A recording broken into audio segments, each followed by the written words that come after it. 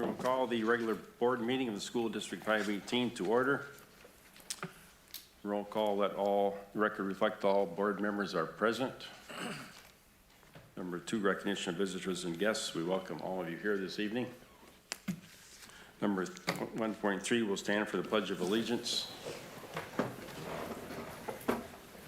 Pledge allegiance to the flag of the United States of America and to the republic for which it stands, one nation, under God, indivisible, with liberty and justice for all.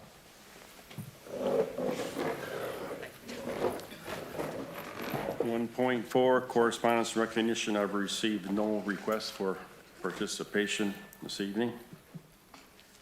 Recognition of students and staff and community. We have recognition, congratulations to Fanwell Walday for qualifying and participating in the Minnesota State Cross Country Meet. This was Fanwell's 4th trip to the State Boys Cross Country Tournament. I'd like to congratulate Fanwell.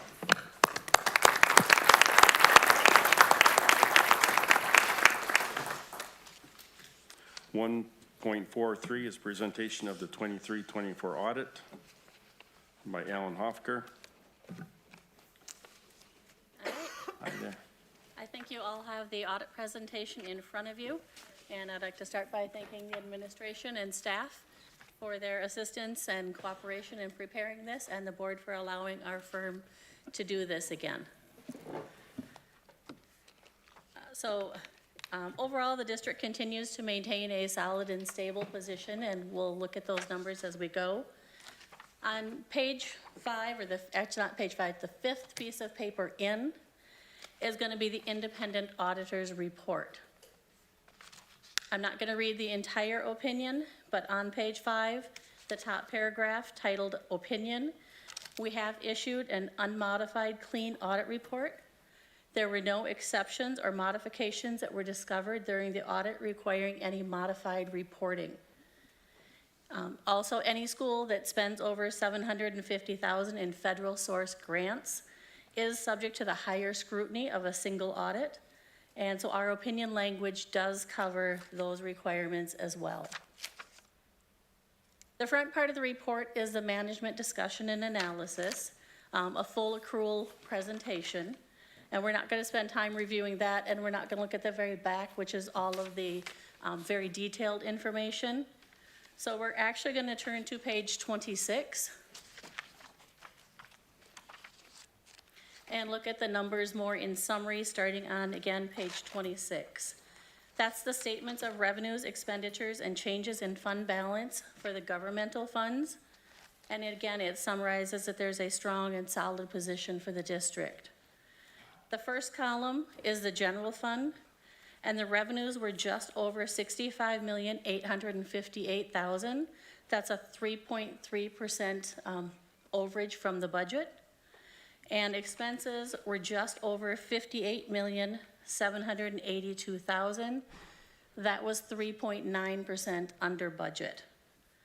The district had budgeted for an increase to the fund balance of $2,753,000. The fund balance actually increased $7,338,000. Increases to the revenue came from 3 main areas. 1, interest income. The rates were higher than what had been expected and budgeted. 2, the VIBE program started up again. And 3, there were ESSER funds that were received for items that weren't completed in previous years. And the increase in budgeted expenses were mainly due to staffing changes, including the new school preschool programming, increased rates of pay, and an increase in expense needed for cybersecurity. Decreases to the budgeted expenses came due to fewer projects being done this last year. Between the overall increase from projected revenue and a decrease to projected expense, the fund balance increased that $7 million, as we mentioned. The second column is the food service column. Revenues were just over $3,389,000, and expenses were just over $3,298,000.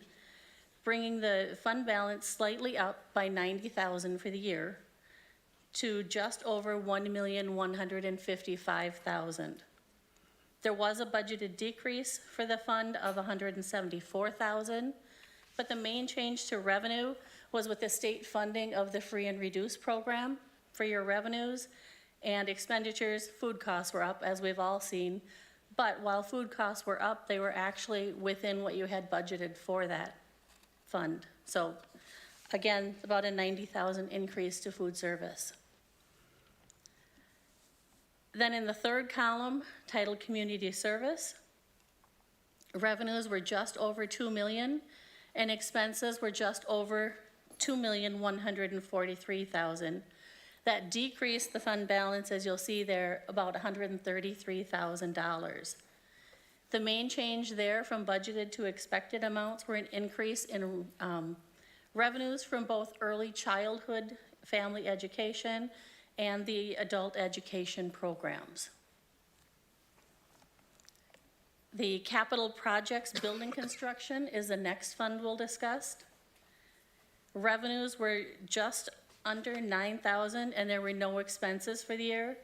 This increased the fund balance to $192,000, and the retainage for that is actually still hanging on from the Learning Center. The debt service fund is in the fifth column. Revenues were just over $4,793,000, and expenses were just over $4,761,000. That increase, again, is because of higher interest rates that increased your income beyond what you had budgeted.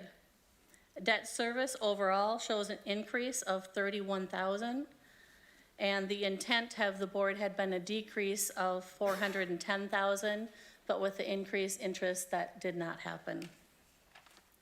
So all of that quick overview of the detail of revenue expenses takes us back a couple pages to page 24.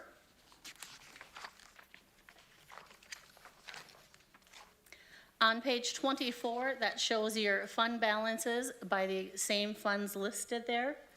The fund balances at the end of the year for the overall government fund increased just over $7,335,000, and that's primarily driven by the general fund with an increase of $7,338,000. The general fund, again, is the first column. The total is going to be the far column on the right. So your total governmental fund balance at the end of the year, the far right column there, $52,941,000. That's your total fund balance though. So again, if you look back to the left, you'll see there's numerous restrictions, commitments, and other assignments for those fund balances. So again, if you look in the general column, the third number from the bottom in the first column, your unassigned fund balance is $13,515,000. Last year was unassigned just over $12 million. In closing, in the general fund balances, they do still remain very strong with the increases. There are just under 35 weeks of operation expenses that would be covered. Last year that was 29 weeks. And in just the general fund balance, including all the restricted, committed, and assigned balances, we'll remove those and we'll look at just the unassigned balance, and that to your expenditures is just over 11 weeks, and the prior year that was just over 10 weeks.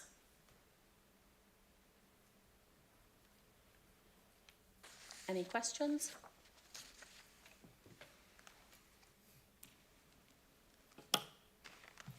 Any questions for Ellen? Mr. Chairman, one question, and you might have said it, I didn't write it down. On the recommended weeks, you said, is there a recommendation for? There really isn't a recommendation for that. It all depends on what you as a board have for plans going forward, and what you see for opportunities for revenues coming in. Do we have a trend of where we have been historically through the 10, 11 weeks now? I can look that information up. I only brought with me the prior year, but I can look that information up and get that to you. Do you want the last 5, 10? Yeah, 5 would be good. Okay. Thank you. Any further questions for Ellen? Hearing none, thank you for the report. Thank you. 1.44, presentation of the world's best workforce. Annual report by Sarah Schumann, curriculum coordinator.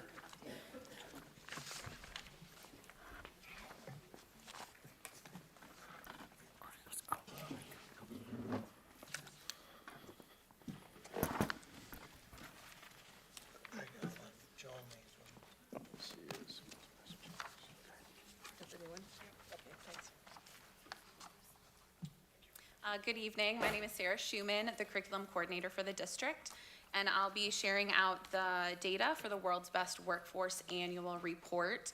It's a report that we submit to MDE on a regular basis. Last year, or I guess this report will be the last year of it with this name. Moving forward with the 2024 legislature, the name will be the Comprehensive Achievement and Civic Readiness. The whole purpose of this data is to track student achievement and to make sure students are ready for, to be active participants in the community after graduation. So World's Best Workforce, you can see on your handout, is really 4 main goals. The first one is to make sure that students are ready for kindergarten. The read well by 3rd grade was removed from this report and is instead reported in our local literacy plan, which is posted on our website. The second goal is to close the achievement gap among all of our subgroups. Number 3, it's all students attain career and college readiness by graduation. And then number 4 is all students graduate. So for goal number 1, all children ready for kindergarten, this past year, we had 112 students participate in our pre-K program, and of those, 77 scored 52 on the kindergarten entry tool, which is 69%. That's a slight decrease from the prior year where we had 72% score high enough, or score 52. On goal number 2, our achievement gap reduction, this is kind of set by the state based on past data and ultimate goals. And so the goal is to get subgroups to reach 60% proficiency in both reading and math. And we are reporting that based on our MCA scores. And you can see for the reading this last year, the state average was 47.8%. And in Worthington, with our grade 3 through 10, we had 33.7% proficiency. I did note that the light green shows a slight increase. So all subgroups increased over last year except for our special education population. In math, the state average is 42.8%, and in Worthington, with our grade 3 through 11 students, our average is 24.1% of students reaching proficiency. And again, you can see that the slight green in our subgroups show which subgroups increased over previous years. When we look at goal number 4, college and career readiness, we have chosen to use attendance data to report to the state. And you can see there's a lag in the data. So this is from 22 and 23 school year. But at the high school, 90% of students attended 90% of the time or more. And at the Learning Center, that was 22.7% of students who attended 90% or more of the time. And then 100% of our students do the career goals and career assessment within their careers class or their Connect period at the Learning Center. And then finally, our graduation rate. The state reports it on a 4-year and then a 7-year, and so those are 2 separate subgroups of students. So for the 4-year, in 2023, as a district, we had 67.9% of students graduate within 4 years. And when we look at that 7-year, we're looking at the graduating class of 2020, And so in 2020, we had 73.5%, and in the 3 years that followed that, we got to 76.8% of that class graduating.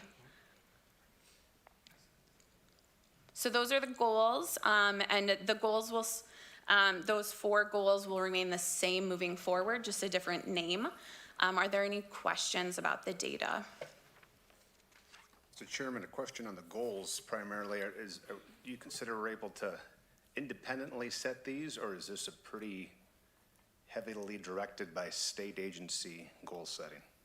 A lot of it does come from the state and guidance from the state.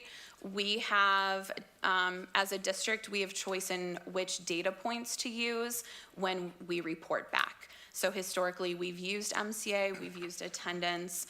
The graduation rate is a graduation rate. But for a few of them, there is some, I guess, choice by the district. And one thing to note, they are looking at the state level for goal number 1, all children ready for kindergarten. They're currently got some surveys out. They're looking at that goal to see what the metrics would be.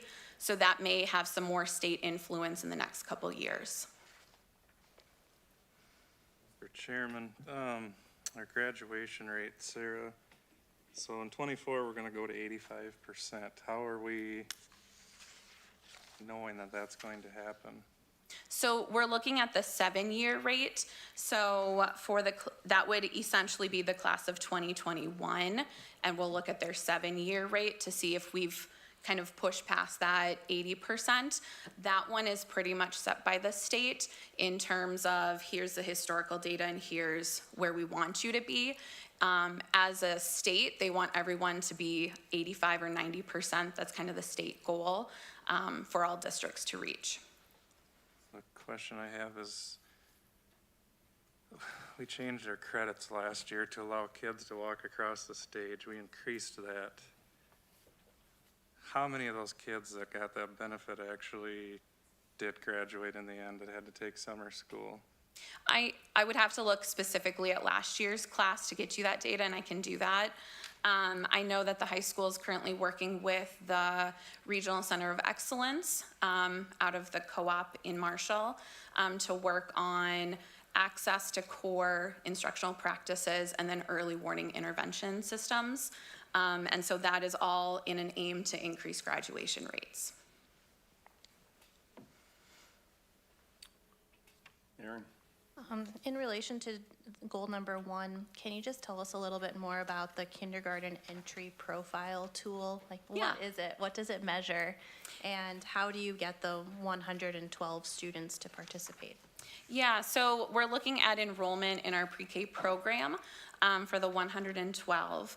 And the kindergarten tool really measures readiness for kindergarten in terms of social kind of actions. A lot of, I believe there's some questions on literacy. Do they know their letters?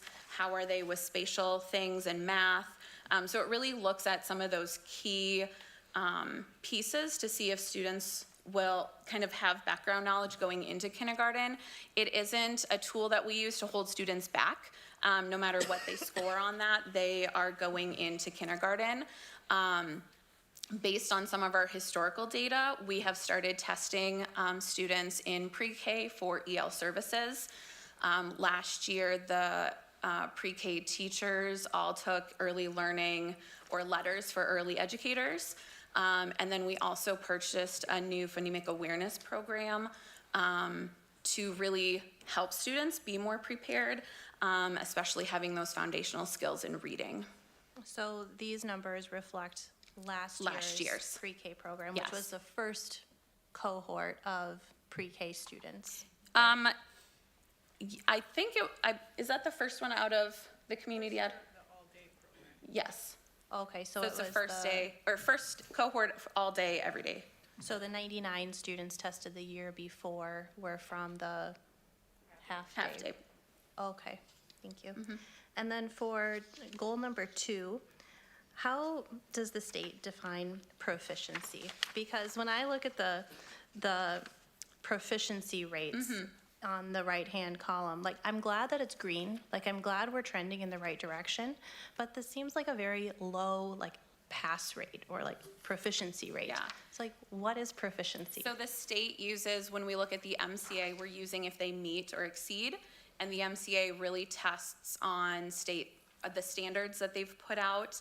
I know because of the state averages, I think that's where the READ Act came from, and a lot of initiative on early foundational skills. That's where a lot of our mandates for professional development, and really science of reading aligned curriculum came from, because of the low average among the state.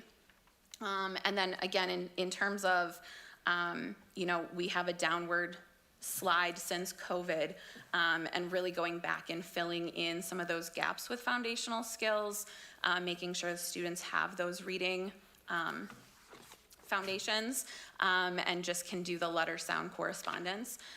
With math, I know that the state is putting out a lot of professional development right now, and the new standards are kind of in the works. Here at Worthington, we'll be looking at curriculums and adopting something new summer of '26. So there is a lot of movement at the state to try to increase the state average as well as within the district. But I guess in trying to understand what is proficiency, does that mean getting half the questions right on the test? Or like, do you have a sense of the metric for that? I would have to check with our data coordinator to see what the meets is or what percent that is on the state MCA. For goal number 3, is attendance measured by attendance throughout the entire school year? So it's when you have to attend the building at least 50% of the year to be included in that grouping. So you have to be in the building 50% of the year, and then it's whatever percent you attended while you were there. So if students start at the high school and then are transferred to the Learning Center due to attendance issues here, if they're at the Learning Center for more than 50% of the year, they're in that category, they wouldn't count in the high school. Okay. And then my last question, goal number 4. We see a lower graduation, 4-year graduation rate for the class of 2023 than we do in class of 2021. And I imagine the class of 2023 dealt with COVID, as with the class of 2022 and 2021. Do you see just a drastic drop between the class of, post class of 2020, or is this an anomaly year? So this one, the last couple years, there were a couple things that happened within our student enrollment that kind of, and students who didn't stay to graduate, they didn't stay within school. There were a lot of dropouts in 22 and 23, but we haven't seen the huge rebound in graduations that we would like to since pre-COVID. So there is a decline within our district since COVID. So you're saying COVID was a contributing factor, but not the only factor? Yeah, there were some other factors as well. Okay, thank you. You feel that we're doing enough, Sarah, to try and help increase these? I mean, they're still low percentages, but district-wide, are we making enough offerings and attempts? Any kind of change takes, research will say it takes about 3 years to implement something new. Within the district, we just started last year the science of reading, when you look at the reading specifically. So I would expect to see some changes in that in the next few years. We've done some shifts in terms of how we offer intervention and the softwares and the programs we use. It just takes time, and especially when you're shifting practices, it does take time to shift. And like I said, with our math program, we'll be getting a new curriculum.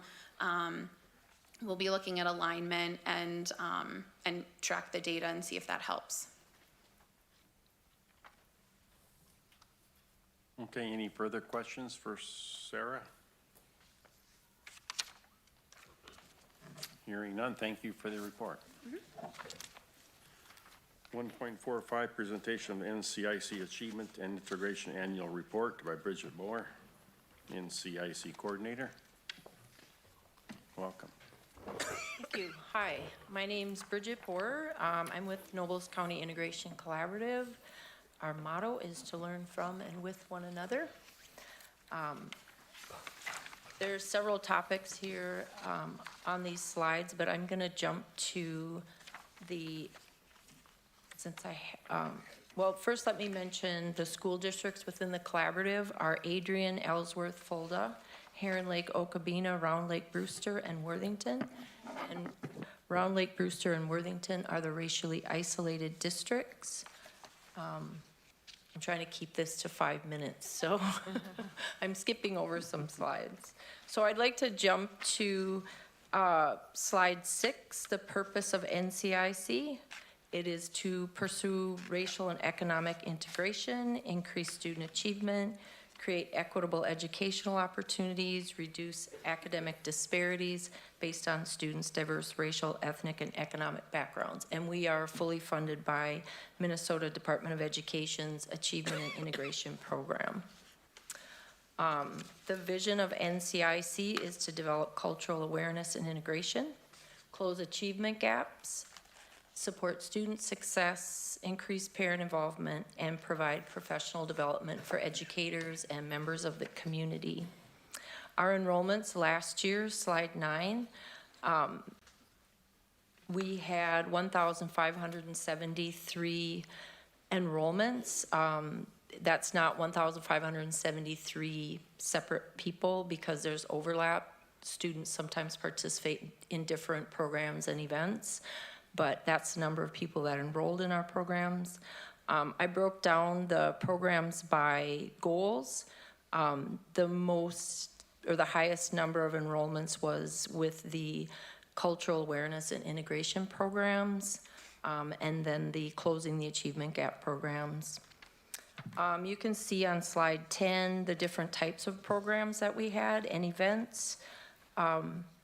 A lot of our programs are ongoing, so they're throughout the school year, once a week, and then there's shorter programs during the summer, and then there's one-time events that we also coordinate.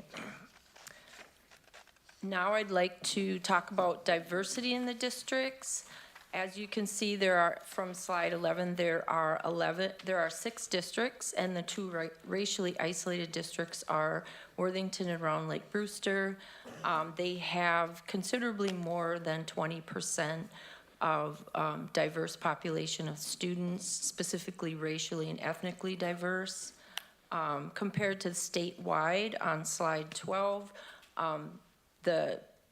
there's a big difference between the diversity in Round Lake Brewster and in Worthington, even compared to the diversity within the state as a whole. And then on slide 13, we have diversity in Worthington District. The majority of students are Latino, and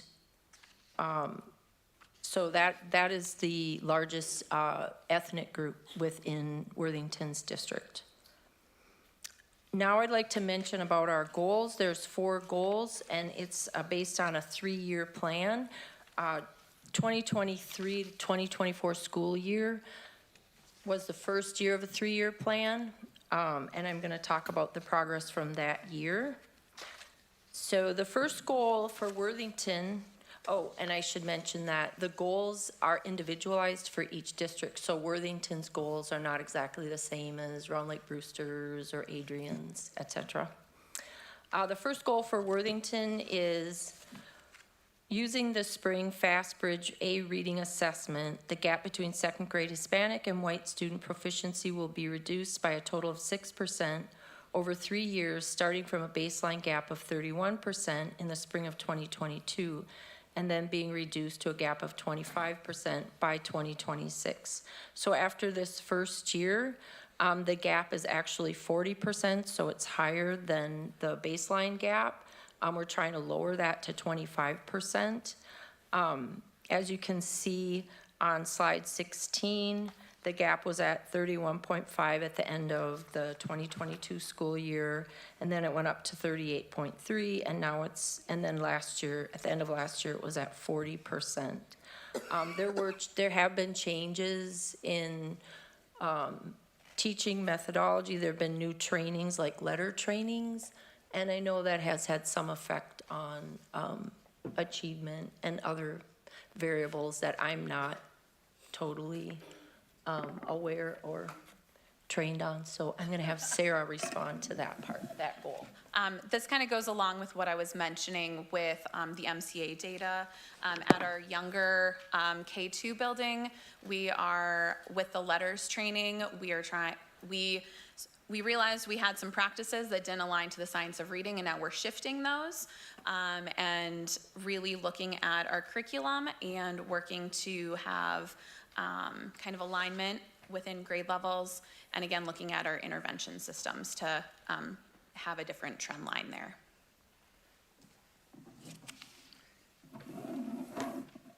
Any questions, or I can move on to goal 2? Goal 2 for Worthington is all students' access to effective and culturally knowledgeable staff will increase because the percent of paraprofessional educators who participate in cultural competency training will increase from a baseline in 2023 of 2% to 50% by 2026. So at the end of the school year, the percentage of paraprofessionals that attended cultural competency training was 8.2%. So it did go up from the 2%. It's considerably lower than the goal of 50%, but I know that this year it's going to be much higher because we did do paraprofessional training in Worthington for cultural competency training for all the paraprofessionals this year. So we'll have higher numbers on our next report. Goal number 3, slide 18, reads, out-of-school time participants will self-report an increase in their level of comfort with initiating and maintaining positive relationships with students different from themselves, meaning racially, ethnically, or socioeconomically. And it will go from an average comfort level of 2 out of 5, which was in 2023, to an average comfort level of 4 out of 5 on a 5-point Likert scale. And this should be by the end of 2026 school year.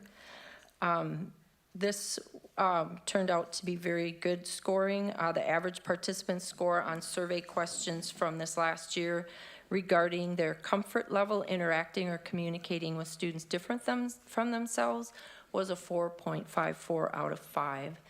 And 5 is strongly agree that I feel comfortable interacting, communicating, initiating, and maintaining positive relationships with people other than different from myself.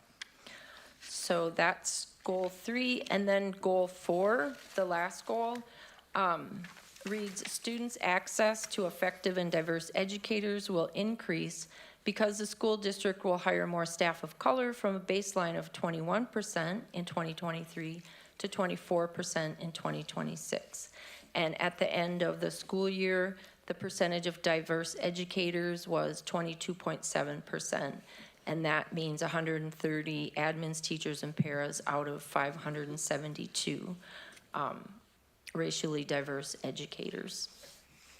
There's a second part to goal 4, and that was NCIC will offer teacher pathway scholarships, and this is to help increase the number of educators from racially and ethnically diverse groups.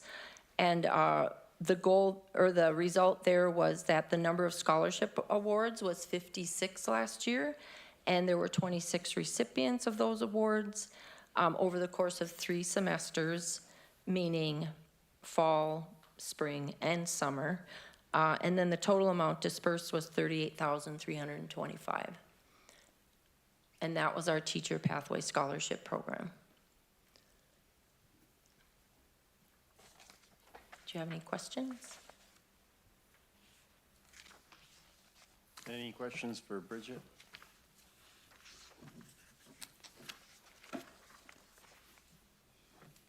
Okay, thank you. Hearing none, thank you. Is there any public comment about the last 2 reports, World's Best Workforce and what Bridget just did? Any public comment? It's not really a comment, it's a question. It seems to me that the proficiency rates are much smaller than the graduation rates. Does that mean the non-proficient are graduating?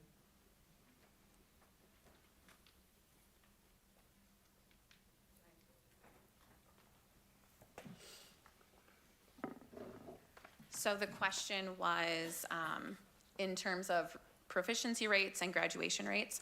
When we look at proficiency, we're looking at students who meet or exceed on the state MCA, and graduation rates are based on completing core content and meeting the graduation standards.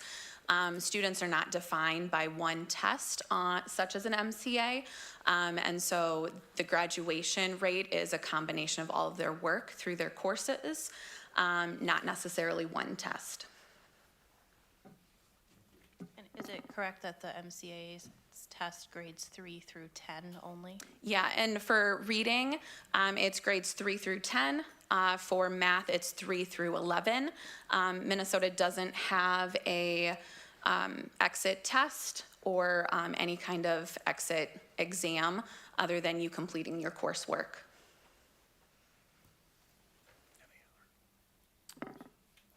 So those tests don't have any ramification or consequence for the student when they take it, correct? Correct. So if a student just clicks through, they would be marked as not proficient. And so, again, not all students take the test seriously, and that's why one test doesn't define an individual. And we really do make instructional decisions based on numerous metrics and teacher observations. Okay, any further comments or questions from the public also? Okay, hearing none. Thank you for the reports. We'll move on to the approval of agendas 2.1 and 2.2. We have we have to remove early childhood calendar from 5.8.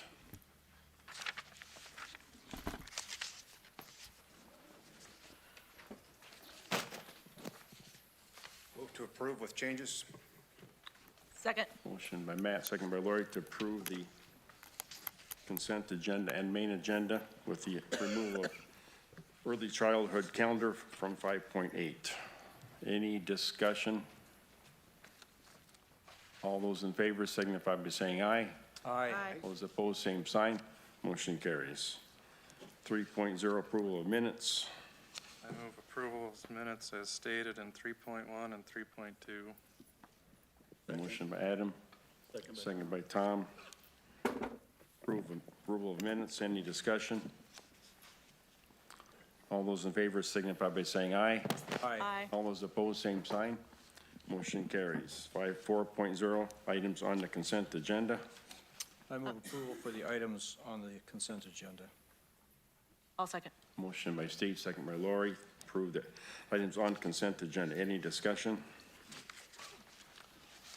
All those in favor signify by saying aye. Aye. All those opposed, same sign. Motion carries. 5.0 main agenda, 5.1 monthly financial overview. So the monthly financial overview, Mr. Skog's not here, so we'll run through that. So on the revenue side, you'll see that we're at 30.77%. Last year, we were at 28.5 roughly. So you're seeing slight increase in the revenue.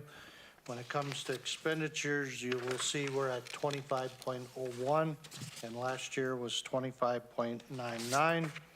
You will see we're slightly below on the expenditures, and that typically will even out and bounce back and forth throughout the year.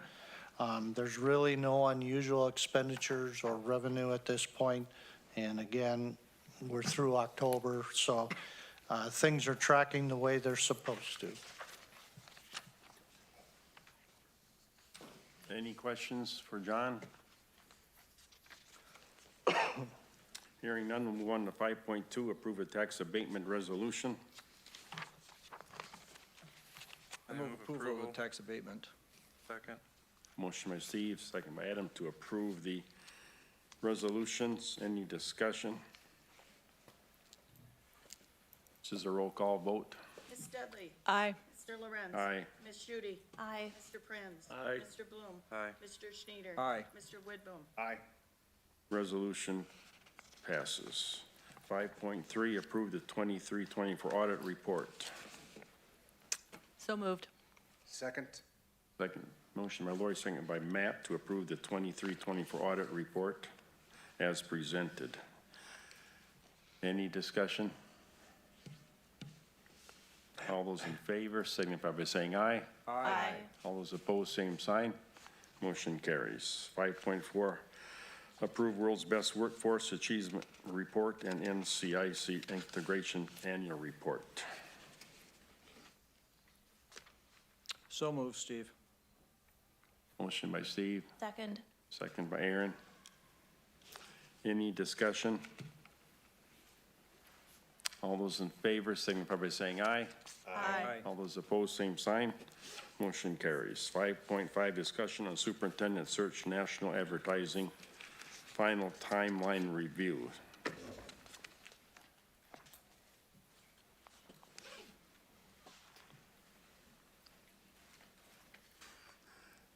Did this go to operation or instructional, or didn't it? No, and Discussion. so I believe the advertising would be to extend the advertising out.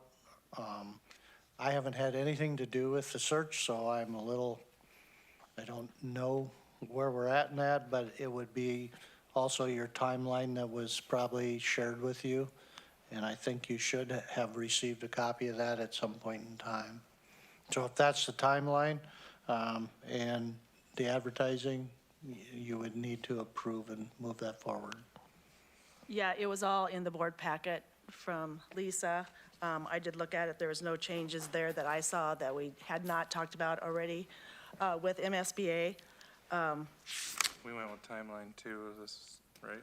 But we still have a few things. We need the salary and benefits, the parameters we need to put into there, which we're going to discuss later on the agenda. Otherwise, And then Who's this? national advertising, Yeah. you have to decide on whether or not you're going to be, Going out. yep, yep. Now, does the board want to do it national advertising or not? That's not, that has to be clarified, correct? That included a lot of things, didn't it?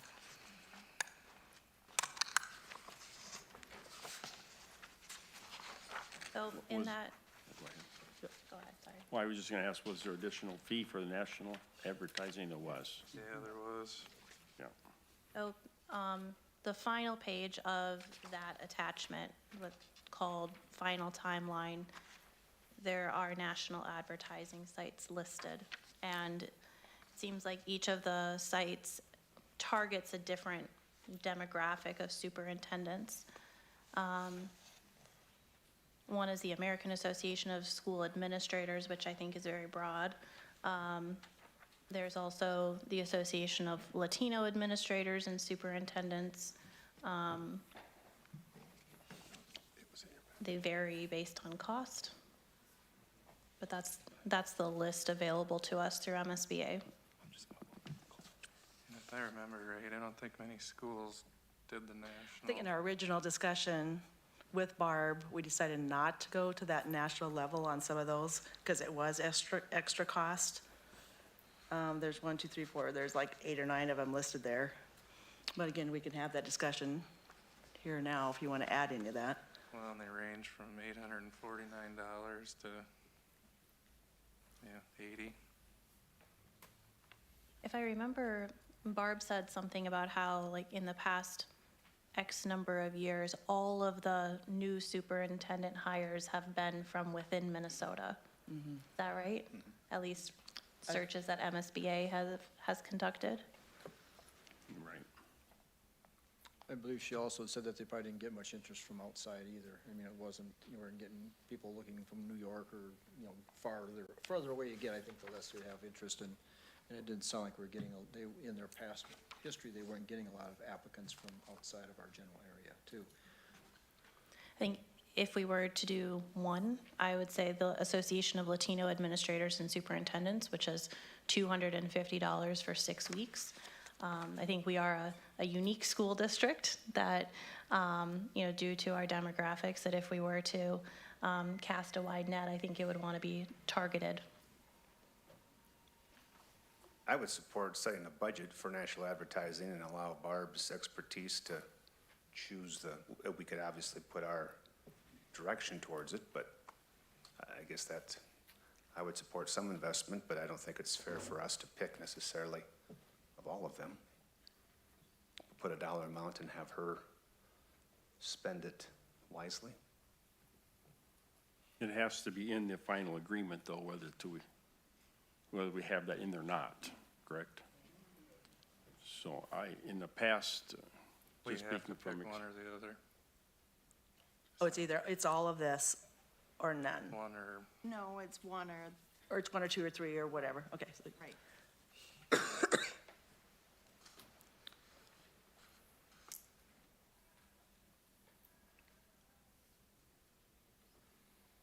so do you want the national part in it, or don't you?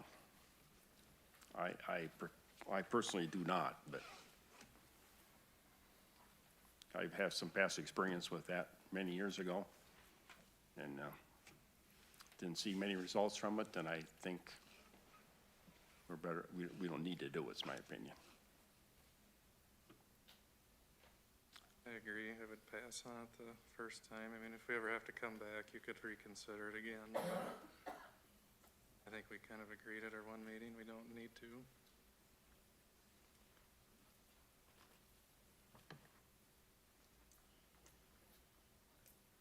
The brochure, is that acceptable to you? I have one comment about the brochure. So going to page 2 of that attachment, where it's like the front and back one-pager. I'm not crazy about how the student demographics is presented. Those percentages don't add up to 100%, and it's just kind of confusing. I do really like how this diversity in ISD 518 is presented in the NCIC report. I think having a bar graph like this would look pretty, would serve the point, and so I would recommend using the data and presentation from here and modeling it similarly on this one-pager.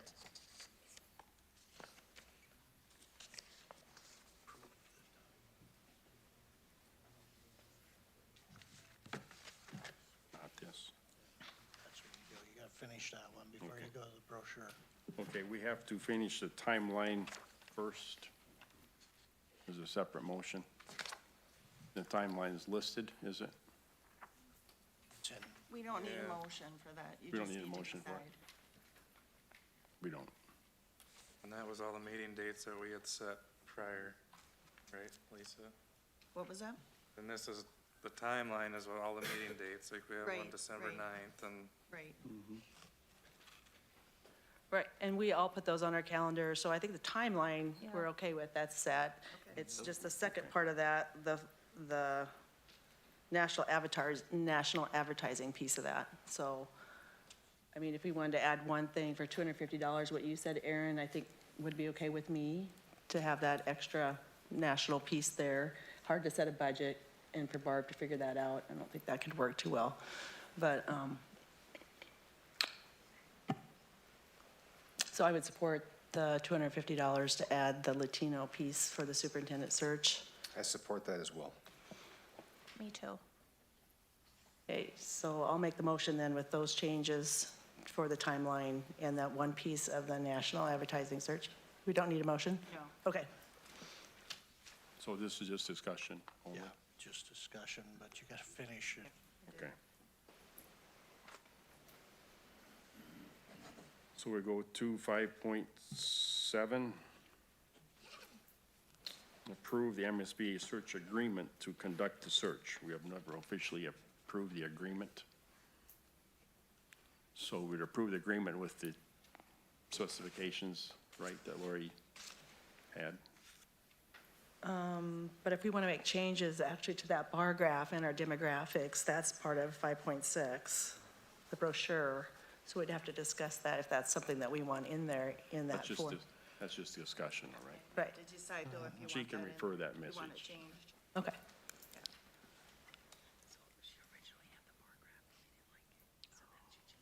So we need to approve the superintendent search agreement.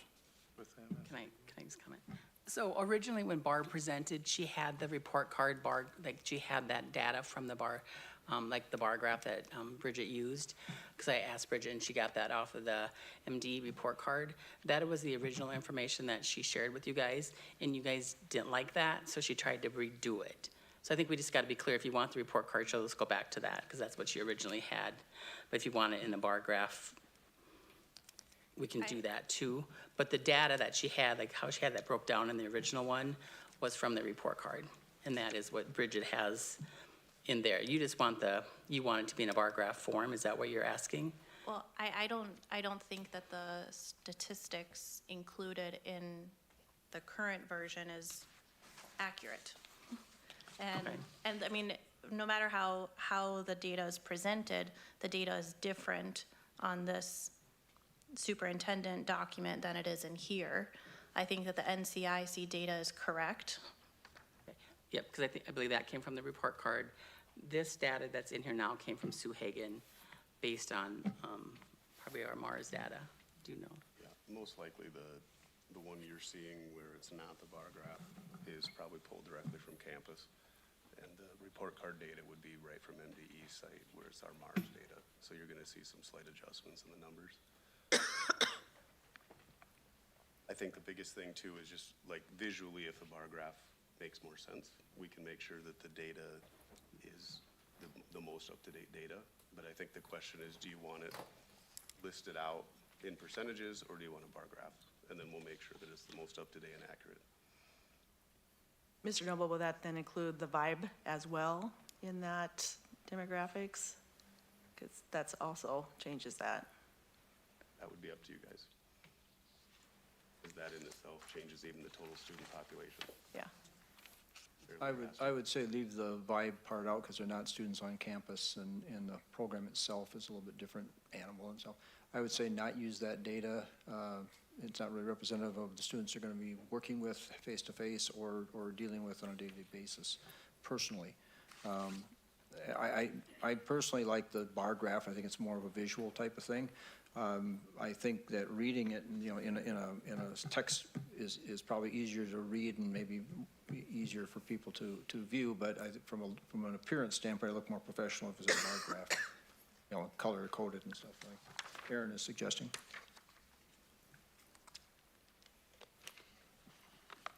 I would say a bar graph using MDE data would be the easiest, simplest way to go. And then, just so you know that too, that it's not gonna be like current, so it's not like this, because I believe it's 2 years out, or yeah, so like MDE's data isn't like our current data, it's, I believe the MDE report card is 22, 23, something. It's a year out. A year out, Yep. It's updated as of, like, our last report, yeah, so it'd be like, so last year. But here again, the data itself isn't Right. changing real dramatically and stuff. You might be looking at a few percentage points, but it gives the broader picture of what our largest demographics are and the breadth of how many different demographics we're tracking. So I think that's what's probably important for the person making the application. So we'll get the data correct and then use a bar graph, gotcha. Mr. Chairman, I move to approve the MSBA Superintendent Search Agreement to conduct the search. second. Motion by Matt, second by Adam, to approve the MSB Superintendent Search Agreement with those changes. Any discussion? All those in favor, signify by saying aye. Aye. All those opposed, same sign. Motion carries. 5.8, approve the 2025-26 school calendar with vibe. yeah, the 25-26 school calendar and the vibe calendar. So you did get a copy of the new calendar on there, and the last change, different from what was presented to the instruction committee, was the comp day for parent-teacher conferences. Originally, the one you saw had June 2nd, and that now would be April 6th, which is the Monday after Easter. So that's a change from what the instructional committee saw. Basically, the vibe calendar pretty much follows the exact same thing.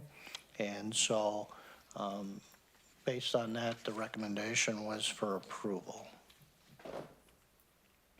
If you, I should point out, the biggest difference in the vibe calendar is the number of workdays by vibe teachers in the month of August, which is all conference time and workshop time.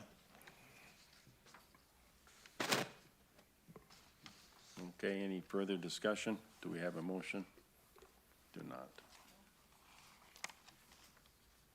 Mr. Chairman, a couple of questions, and primarily coming from discussions with teachers and from our instructional committee.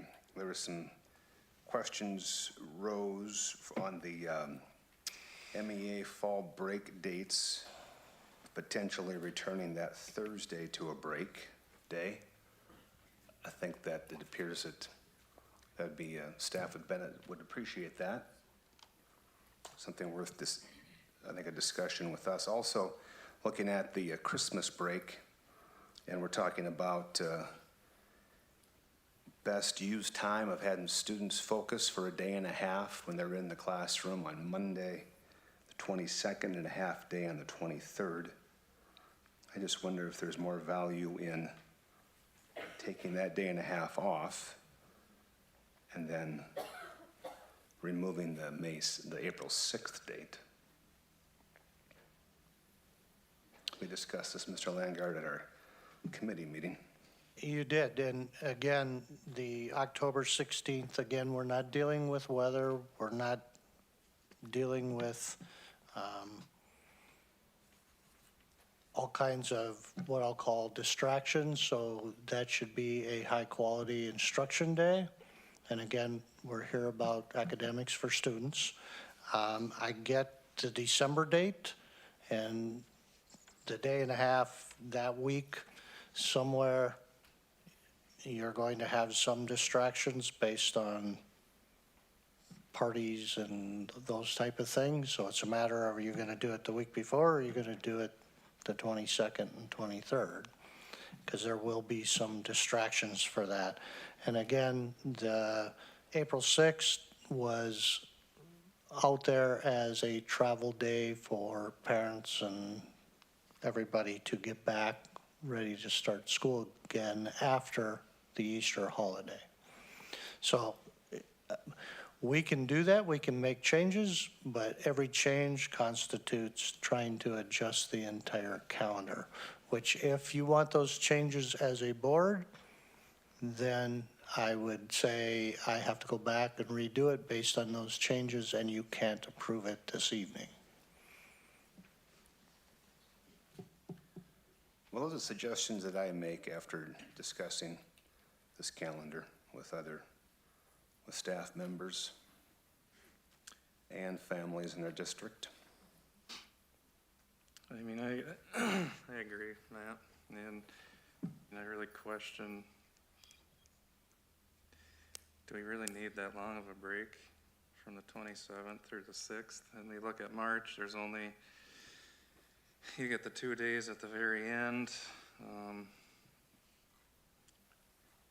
Could you utilize maybe not going that long of a break? I mean, that's 10 days. That's another long break for kids. And I think we're one of the only districts around that has that long of a break. And I agree with giving them the Thursday and doing the 19th, because I don't think you're going to have the attention of the kids on the 22nd, and especially the half day of the 23rd. And there's many days I question, do we really have the attention of kids on half days, period? We have a lot of half days compared to other districts, and it's one half day. I don't think they should be here. So if you remember, a couple years ago, the idea was behind putting in a spring break, and this, I believe, is the third year. That's why the extended break, so staff could travel, parents could travel, and we would avoid the fact of people leaving all year long and being gone. So that was the idea, that we could kind of hope to get most our travel, vacations, all that during that time. Now, again, I'm not sure, I'll be honest, I'm not sure it works because, again, we spent $1.2 million on substitutes last year. I feel we need to revisit the calendar and bring it back, and I don't think I'll approve it tonight. One of the things that if you pull off the 22nd, 23rd, and it counts 2 instructional days, and now you have to put them someplace else. So does that mean then you push that particular quarter ends at the 20th of March? So that means you're pushing out maybe the 30th or 31st and moving them, over a couple more days then? And then you have another short time that you're trying to educate kids before you have another break.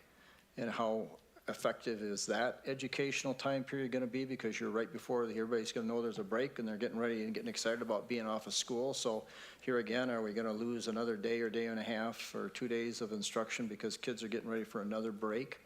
We're going to have breaks. We're going to have off weeks. We're not going to get a full time period in there. I like the idea of the 22nd, 23rd, although it's up to the teacher, I guess, to educate the kids and keep their attention and do that and set up the structure of their class. But I also understand that a lot of them are going to use that time to have some in-classroom celebration and stuff for the Christmas holiday. And that would probably be a better time to have it, the 22nd, 23rd, that would be to start losing the 18th and 19th because of that. And if you move those days over and extend the quarter, then you're going near that spring break, and now you've got another day or 2 days that you're going to be having to get kids there before they're taking another break, and how much is their attention going to be at that time period? So you're going to have the same argument again of well, how do we do that now? What are we going to do with that? I agree that we've made it. We didn't have much of a spring break, and the request was to have more of a spring break. So now we're inserting the spring break, which I think is a good idea. If we start pushing some of that spring break and extending it, then the other option is we start pushing into June to extend our school year to get the number of instructional days in. So, one thing has a ripple effect on the others. I would rather see the December days stay there and do the best we can. Also, we know when we get to the end of the school year, we have a tendency to lose instructional days there too, even though the kids are in school, because we're getting geared up for the summertime. So, it's always a give and take of how much instruction you're going to get in a classroom and how it's going to fit. I'm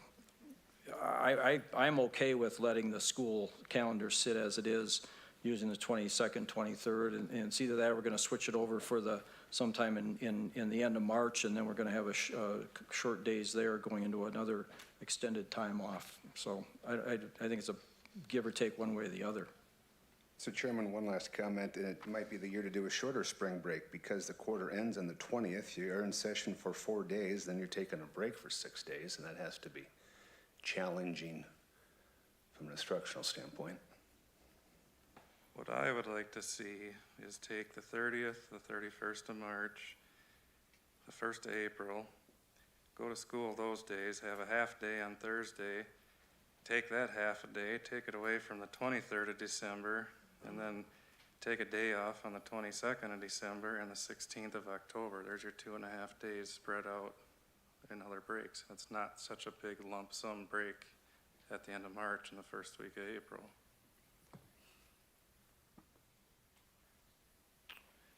To me, it's a give and a take. So you have to have 176 days of instruction. So if you take another day at what we used to call MEA, that 16th, 17th, you take that day, or take the 2 days at December, you gotta then add back in days over the Easter holiday or true spring break. It's kind of what staff wants.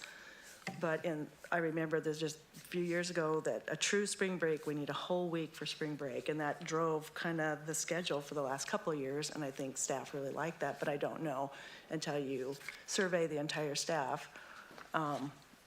Most people really want to get out at the end of May and not go into June because we also want to start summer school. So it's condensed and every year the schedule's a little different. So, I mean, we can tweak it. And I'm open to more what the staff is thinking.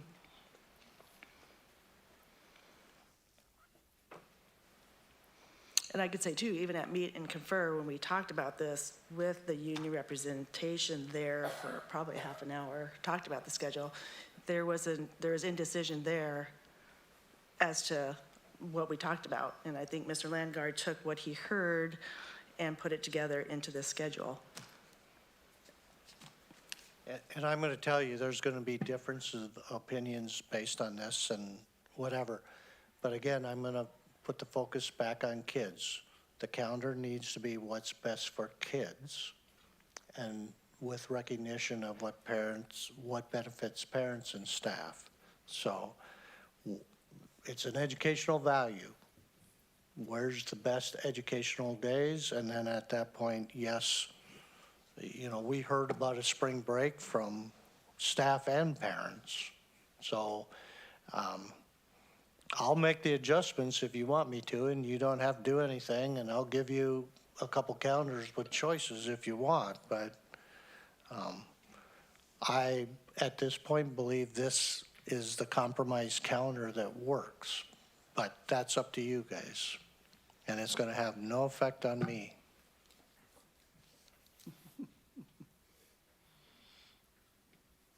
One of the things that comes here is that they went over this on Wednesday, I believe, at the instructional committee, and then it was asked for comments from the teachers and staff and stuff to get back. I don't know if we heard a lot of comments back other than them contacting board members and stuff to voice concerns, and there was a variety of different concerns that were expressed. I don't know if there's any hurry at this point to approve it tonight. Perhaps what we need is a little bit more time for the staff to give that opportunity to comment and give some more thought to their comments. Some of them heard and others will hear about what we talked about or the give and take part of it and impact and things, and it gives them something to think about also.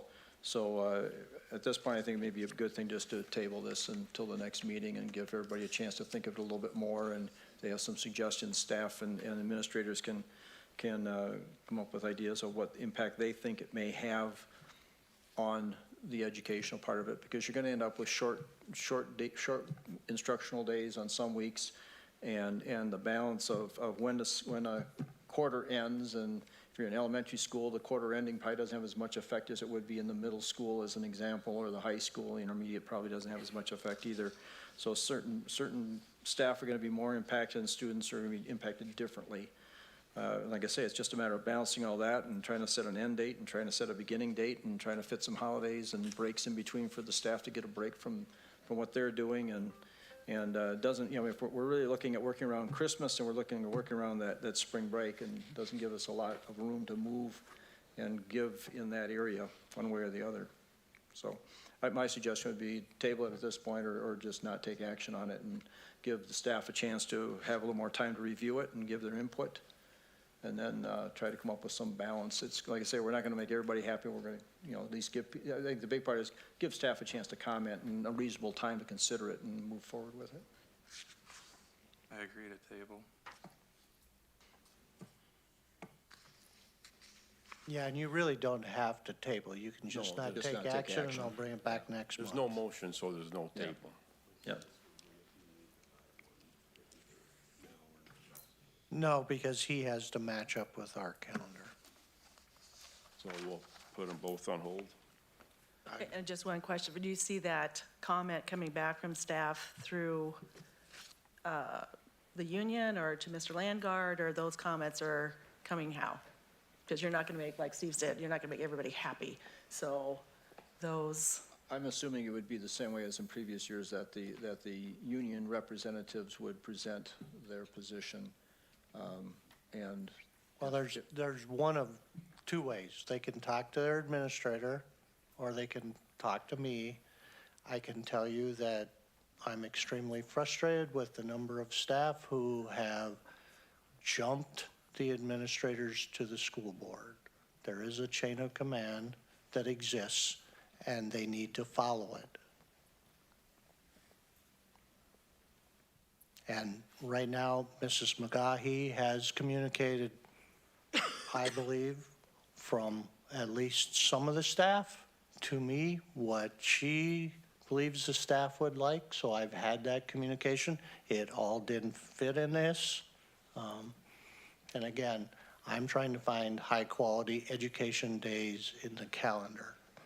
So, and we're gonna have some early outs.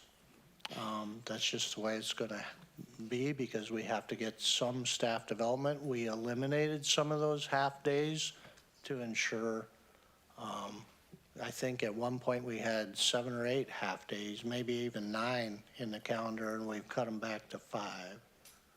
So I will visit with Ms. McGahee again, but if there are other people who have that, they can go right to the principal who will get it to me, or again, I have an email, they all know how to get a hold of me. On this particular subject, would it be appropriate to send out a survey to staff? I'm gonna get so many different answers, I'll be honest, that there might be a consistency of example of they want 2 weeks for Christmas, but it's gonna be all over the map again. I'd rather have people contact me. Send me an email or call me up, that's fine. And And I also think that they are represented by a group of people that they've chosen to represent them, and they should be able to get a hold of them and let them consolidate the information coming from their group and then present it to as a group, saying this is what we've decided on. And here again, hopefully it'd be the majority or however they want to gather the information. And oftentimes in a survey, you only get those who have strong feelings. just a note on the chain of command comment that you made, Mr. Landgard. My understanding is that anyone can contact elected school board members, whether they're staff or community members or parents. I understand that there are, that it might be wise to also speak to building administrators, but I don't see why staff shouldn't feel allowed to contact school board members and express their thoughts. The reality of it is, though, Aaron, I will be honest, I know you've gotten a ton of emails and communications, and I can tell you at this point, the administrators have not gotten anything.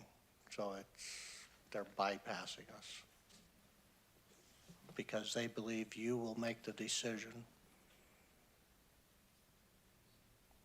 Which we will, right? You will make the decision, but in reality, they're trying to go right around all administrators.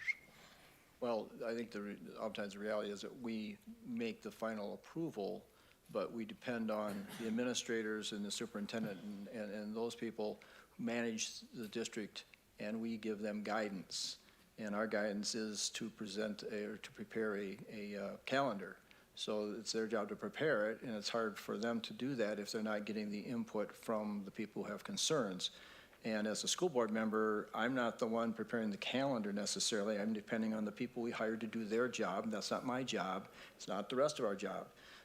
So they should be going through them with those issues so that they're aware of it, so they can do their job, and then they can present it to us. I haven't got any problem with people telling me their concerns, so I'm aware of what's going on. But they also need to keep the administrators abreast of what their concerns are so they can do their job to prepare those calendars for us. Because I'm not sitting down and trying to lay out all the concerns, and I'm not gonna know all the things that have to fit into the calendar and how it all interacts with other things. So it's important for them to be able to communicate with the administrators and not necessarily expect us to be drafting a calendar. That's not our job as school board members. We approve it, but we let other people do that work to get it ready for our approval. And if there's something that's a concern, we certainly would ask questions and see, but then the response might be as, well, if you do this, then this gives, and this gives, and they do all that ahead of time, and I think that's their job, and I don't want to be doing their job for them, and obviously I won't be doing it after December, but I think to keep that in mind, that's the structure that we operate under, and we do not want to be micromanaging and doing their jobs for them.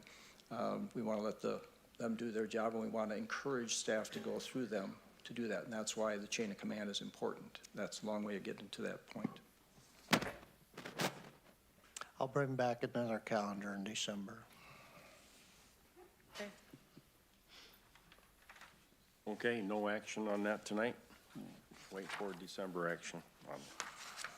5.9, approve request for transportation bids. So this is our last year of our transportation contract, and we're requesting permission to go out for bids for a new transportation contract, which would be for 2 years with the potential to extend it 2 additional years. I approve the district to go out for transportation bids. Second. Motion by Adam, second by Tom, to approve the request to go out for transportation bids. Any discussion? Mr. Chairman, are we obligated to do this, or are we able to award the bid to the current contract holder if we're satisfied with their performance? We're obligated to do this. And then we're obligated to take the lowest bid? Not necessarily in this case. So that is an option in this case. So my question is the 2-year and a 2-year extension? It can, yep, 2 years with a 2-year extension. After the first 2 years, can be renegotiated then for the next 2 years, or? Generally, no, that's all part of the overall bid. I think the first time Bud's got it, they weren't the low bid, were they? Based off their service? No, they weren't the low bidder, and the first time that Bud's Transportation got the bid.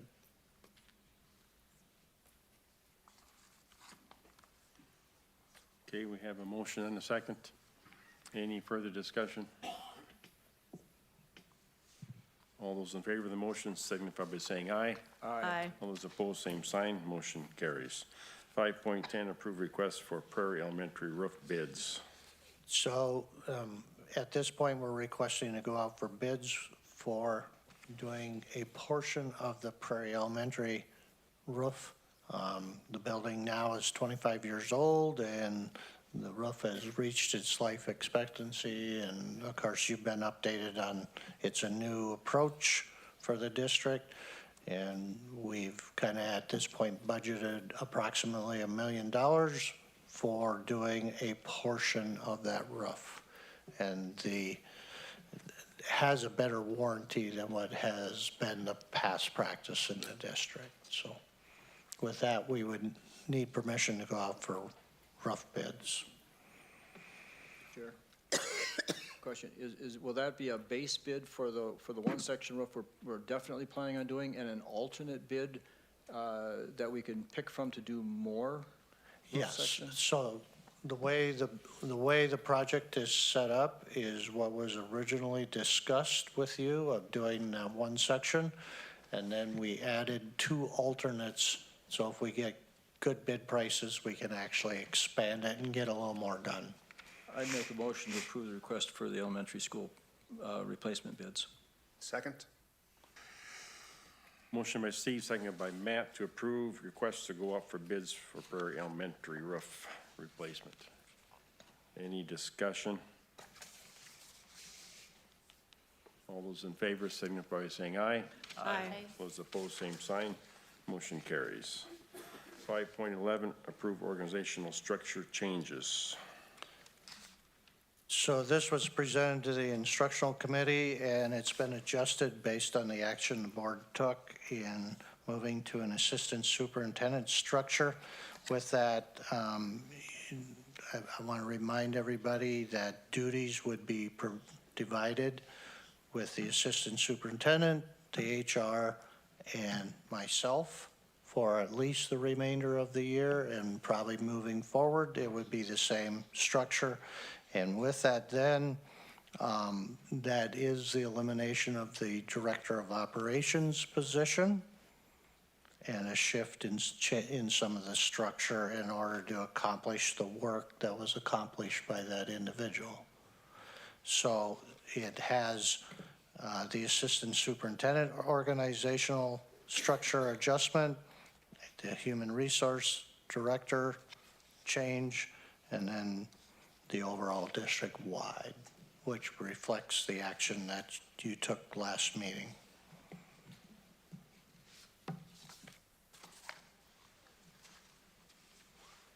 And was recommended approval by instruction. I move approval of the organizational structure. Second. Motion by Lori, second by Tom, to approve the organizational structure changes as presented. Any discussion? I have just a couple of questions about the org chart. I see that there's a box for Department of Teaching and Learning. Is there going to be discussion at some point about what position will head that department? It seems like all the other boxes, there's an actual position named. So, I think at this point in time, they would fall just directly under the Assistant Superintendent. We have started some conversations about some duties that may change within those. There's basically 3 people, well, 4, including the HARS coordinator. But you have the EL coordinator, the staff development coordinator, and curriculum coordinator underneath that. Yeah, we haven't had any conversation about if there needs to be additional structure changes where there's somebody technically supervising that group in addition to the assistant superintendent. and then one discrepancy between the 2 charts is in regard to the activities coordinator. In one chart, the activities coordinator reports directly to the assistant superintendent, and then in the next one, they report to the principals.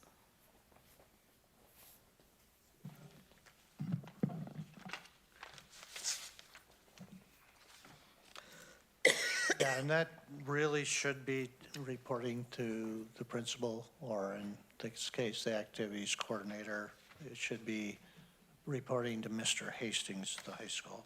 So that one I'll need to correct on the superintendent, assistant superintendent org chart, because that's how it's been functioning at this point. Okay.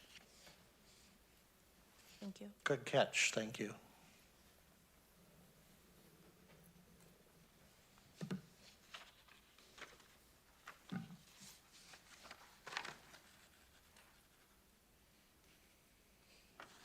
Okay, do we have a motion with that change?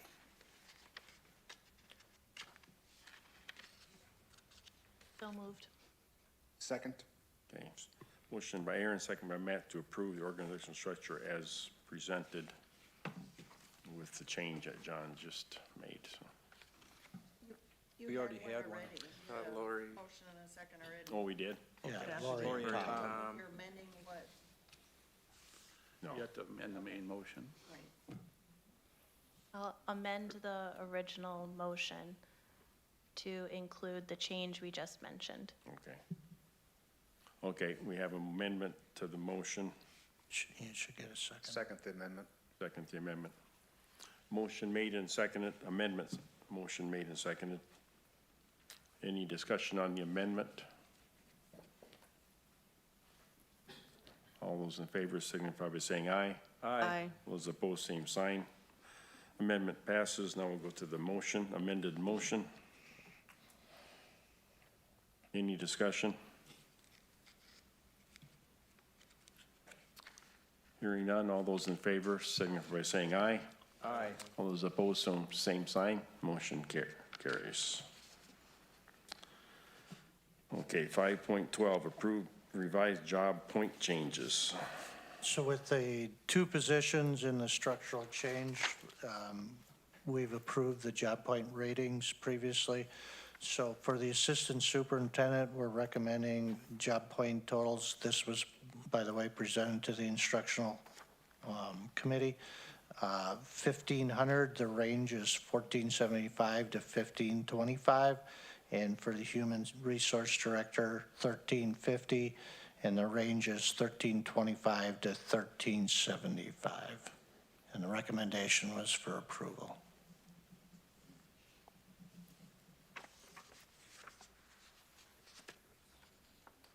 I make a motion to approve the job points changes.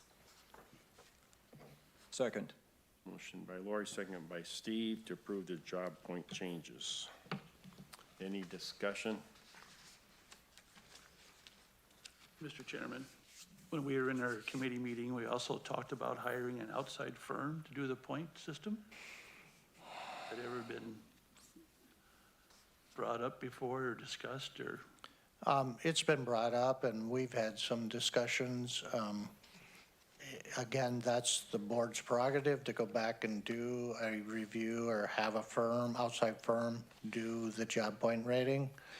I'm going to be very honest.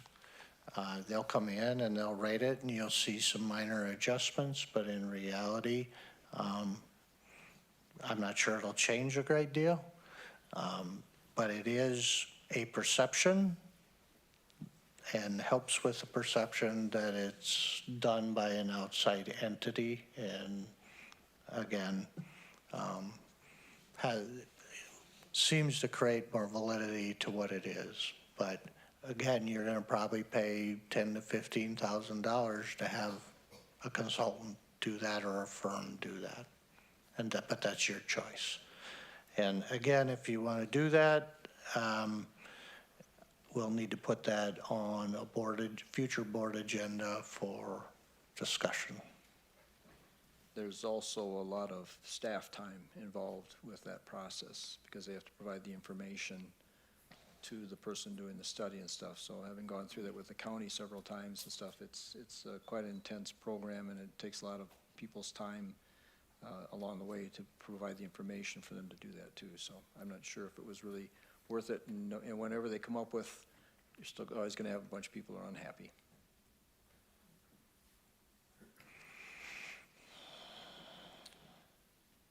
Okay, do we have a motion and a second to approve the job points changes? I mean, I would be open to putting on the agenda for a future meeting and having a more in-depth conversation about the possibility of hiring an external group to evaluate this. I don't know that it requires us not voting on the question tonight. I think we can still proceed with that vote, but I think having a discussion in the future would be prudent. Okay. That could go to the instructional committee if they want to bring it to the board, I believe, right? It would go to one of the committees. I would probably recommend the operations committee. So we have a motion, or we don't have a motion yet? We do. Yeah, we do have a motion and a Motion second. and a second to approve the job point changes as presented. Any discussion? All those in favor signify by saying aye. Aye. Those opposed, same sign. Motion carries. 5.13, discuss approve request to host the youth wrestling state qualifier. So Mr. Dale sent me an email, or we had a conversation regarding the Wrestling Association considering hosting the youth state qualifier on a Sunday. And he is recommending, if you approve that, the Sunday would be March 23rd, because the following day there's no school, and the custodians could do the cleaning the following day versus on a Sunday, to limit the overtime and limit the cost for the wrestling tournament. Our standard answer pretty much out of the district office when they contact me about Sunday is no, we don't do anything on Sunday because our custodians need a day off. So we've pretty much always said no.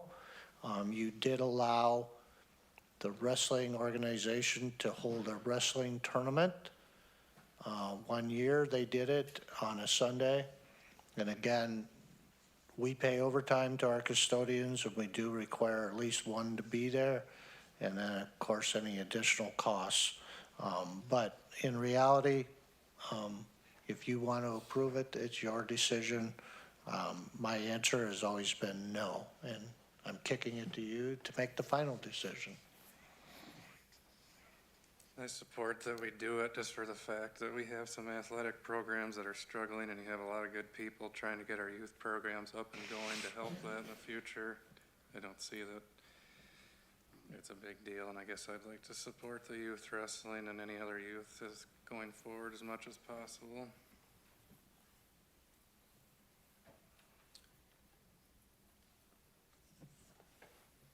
I will make a motion to approve letting them have the youth wrestling state qualifier on March 23rd.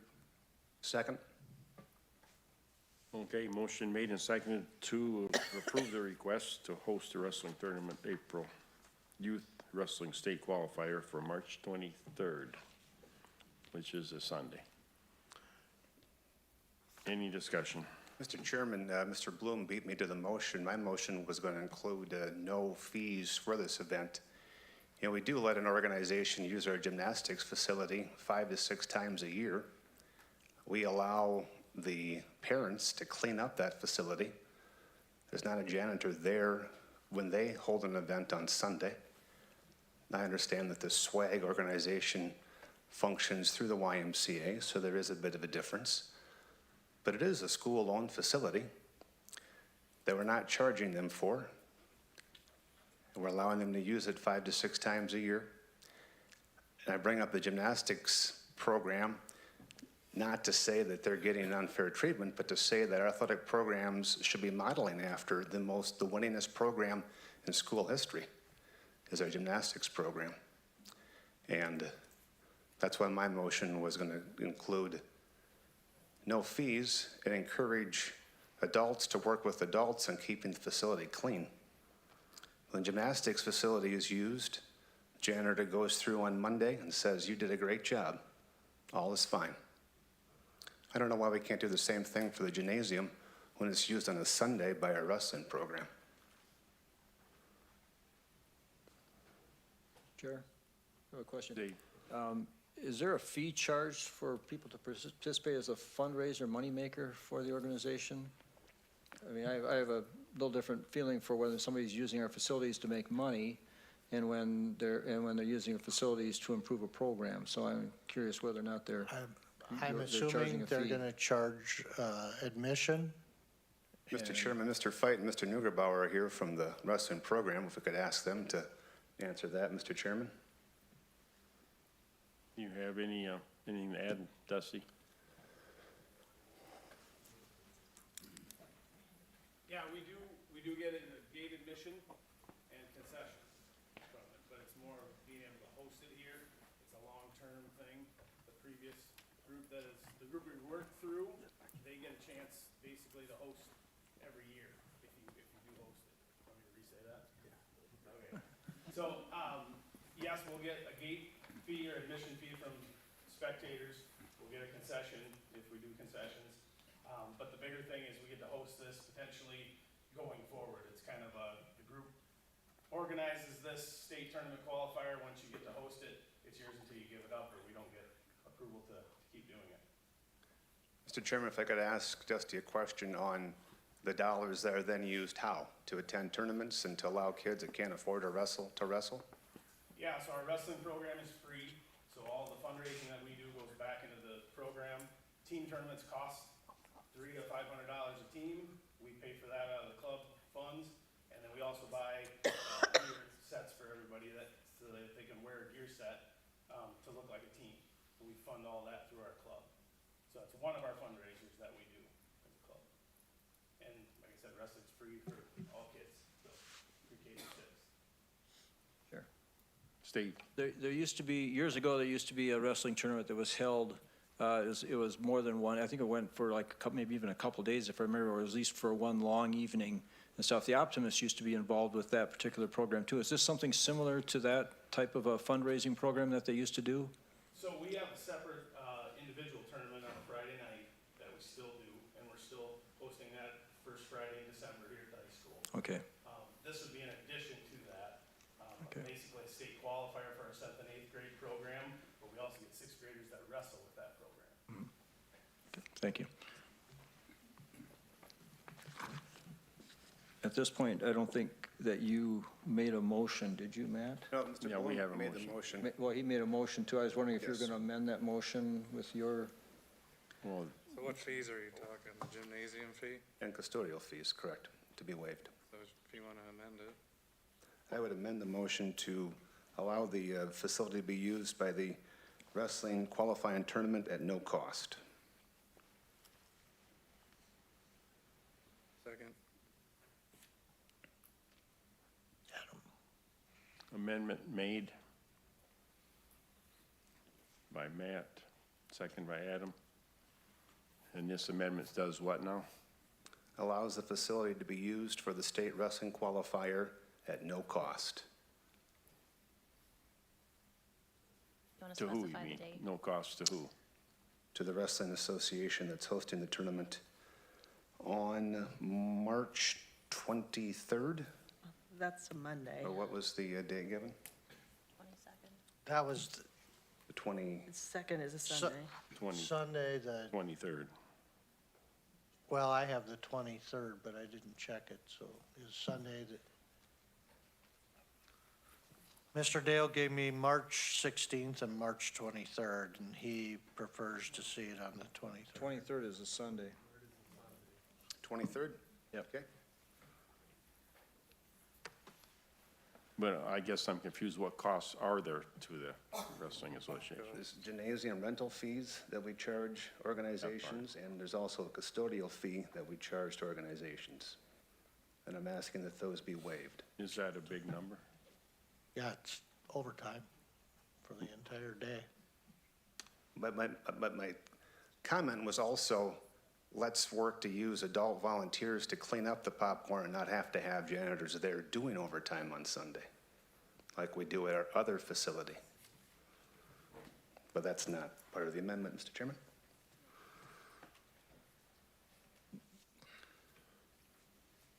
I think if my understanding is correct, we charge a flat fee for usage, right? And then we use that fee to pay custodians. So typically, we're not giving them a bill for custodian time, right? That's just, The flat fee only covers 2 hours of custodial time. oh, okay. And that's So- given to the organization. So anything above 2 hours is billed on top of the flat fee? Yeah. Okay. Correct. So we have a structure in place right now, what we charge different organizations to use different facilities across the district. So we're going to change that. We redid that.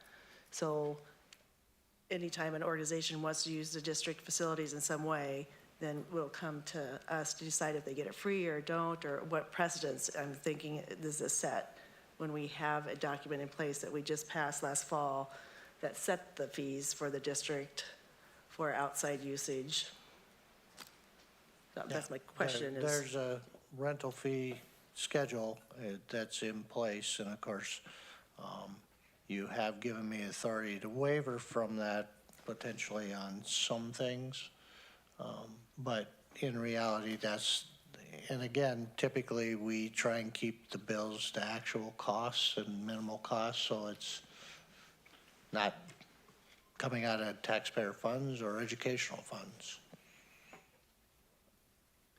The superintendent said no to this request, so that's why it gave us an opportunity to discuss it. I don't think a precedent is being set until the next time no is given and it's brought for our discussion. So what are we gonna do if they don't clean up on Sunday and there's a big mess in the gym? Is there gonna be like a deposit they gotta pay for being clean when it's done, or, I mean, what are we gonna do? Are they gonna show us volunteers, or are we just, Based on the motion, I'm not charging them.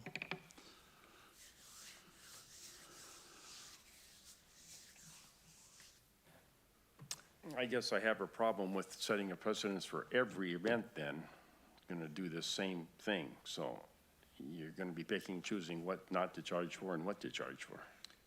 Mr. Chairman, that's not true. The policy was in place, and the superintendent has allowed groups to use it without our knowing. And it's not a discussion. We approved the policy. In this case, an exception was made because he said no. It's brought for us to discuss. If he says yes to everything else, the next 2 years, we won't talk about it. The staff that are going to be there, I guess the question would be is, are we going to have a custodial or staff person there on that particular day? Or will the employees of the school district volunteering their time because they're going to be there and they're going to take the responsibility to make sure the building's secure and there's no damage done and everything's cleaned up at the end? We would probably have a custodian there because if a breaker goes or something happens, they need to be there. They know the buildings, they know how to address potential items that might happen. Doesn't mean anything will happen and everything could be fine, but we've pretty much always had somebody at every event, either a school person or a custodian. Even if it is some out-of-pocket expense to our district for the custodial fees, we're looking at millions of dollars at a high school addition tonight. Is that really gonna hurt us to support a youth program and try and enhance our athletic associations? Well, We're talking minimal fee here. Yeah, well, I'm just looking too, this is the wrestling, but there's a lot of other youth programs that we have that use facilities too, and are we looking at waiving all of our, Matt, I think you brought this up one time in the past about waiving the fees and stuff about this, you know, these are youth, but they're not our school youth programs. These are outside organization youth programs that are being organized. And I don't know for sure on this one, but football and stuff and different ones, they charge a fee for the students and parents to participate in it. And it's run by an outside organization, not associated with the school district, even though we might have school district staff and stuff doing it. And it's all to promote youth activities, which are all good things. And I'm just saying that if we're doing it for one, we're obviously going to be asked and encouraged to do it for all outside programs that come into our community with youth activities, asking us to let them use our facilities for free. And here again, and that's just one part. The other part too is I'm sure there's going to be some residual economic benefit to the community, you know, by having that number of people coming into our community and being here for a period of time and stuff. I'm not sure when you start or when you stop and stuff, but I'm sure there's going to be some spillover into the community besides. So, I mean, just those are things I think we need to keep in mind. We can make an exception at this time, but then we're going to have another organization coming in, I would think, and asking us for the same consideration. And they're going to say, well, we have children within our community who are participating, and there are probably children outside of our community who might be participating too. And you know, I think we have to be prepared to think about what the long-term ramifications will be. And I would anticipate we'd be moving toward youth programs not being charged a fee to use our facilities. Mr. Chairman, Mr. Schneider, the gymnastics facility is being used 5 times at no cost already. I don't know what their arrangements are, so I can't answer to what they do or don't do at this point. I'll have to take your word for it that they are using the facilities and there's arrangement with gymnastics for So that's already how they happening, handle is that. my point. Yeah, I'm not sure what their arrangement is with the school district for their operation of that facility. The SWAGS program is run under community education. Oh, it's not under community? The YMCA, okay. And again, the YMCA has used our facilities for free other than if they run a tournament as a fundraiser or for profit. In other words, if they charge attendance and for attendance and that type of thing.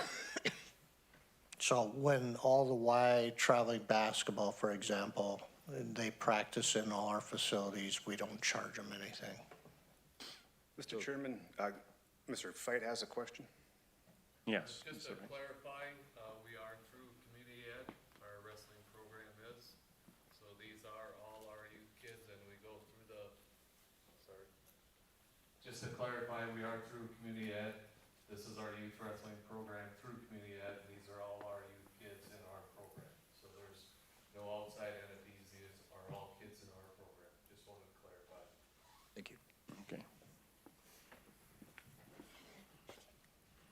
Okay, so the amendment is No charge. no charge for this event. Correct. State qualifier on March 23rd. And that's just for this event, it's not. Correct. Okay, any discussion? Do we have the amendment to the motion?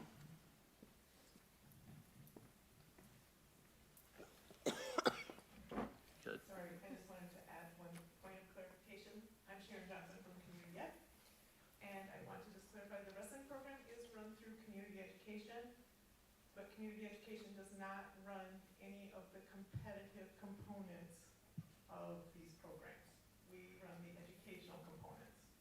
So we're thrilled to have your students as part of it, but they do know that the competitive component is run by the club program, just like the Y runs the SWAG program. The differentiation is that we don't do competitive aspects, just for clarification. Okay, thank you. Okay, we have amendment to the motion. Any further discussion on the amendment?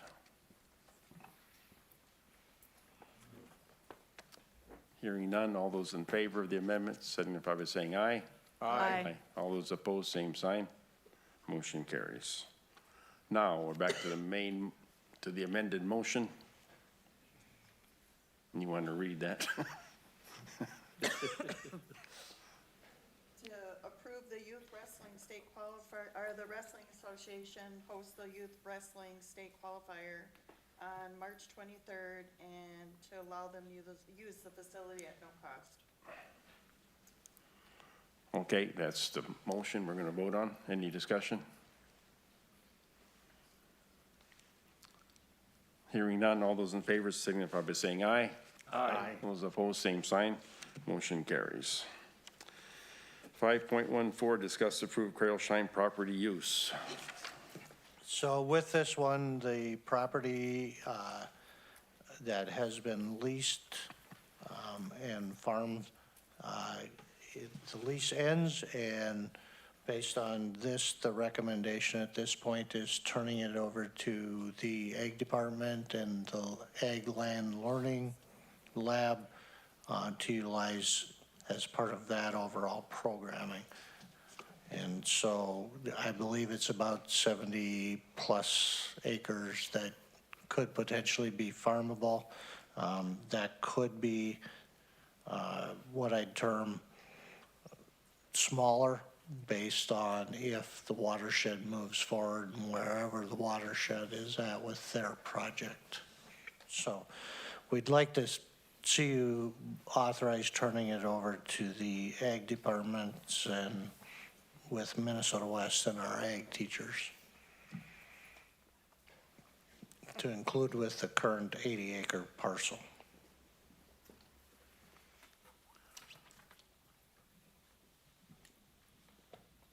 Okay, we need a motion. So move. Second? Motion by Steve, second by Matt to approve to turn over the property to the FFA department. It's the Ag department. Ag department. Yeah.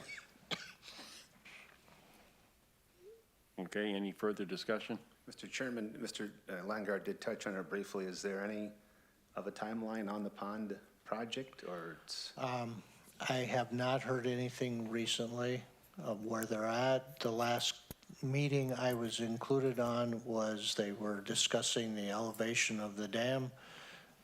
That was part of that. It got too high for potential, if it broke, downstream flooding.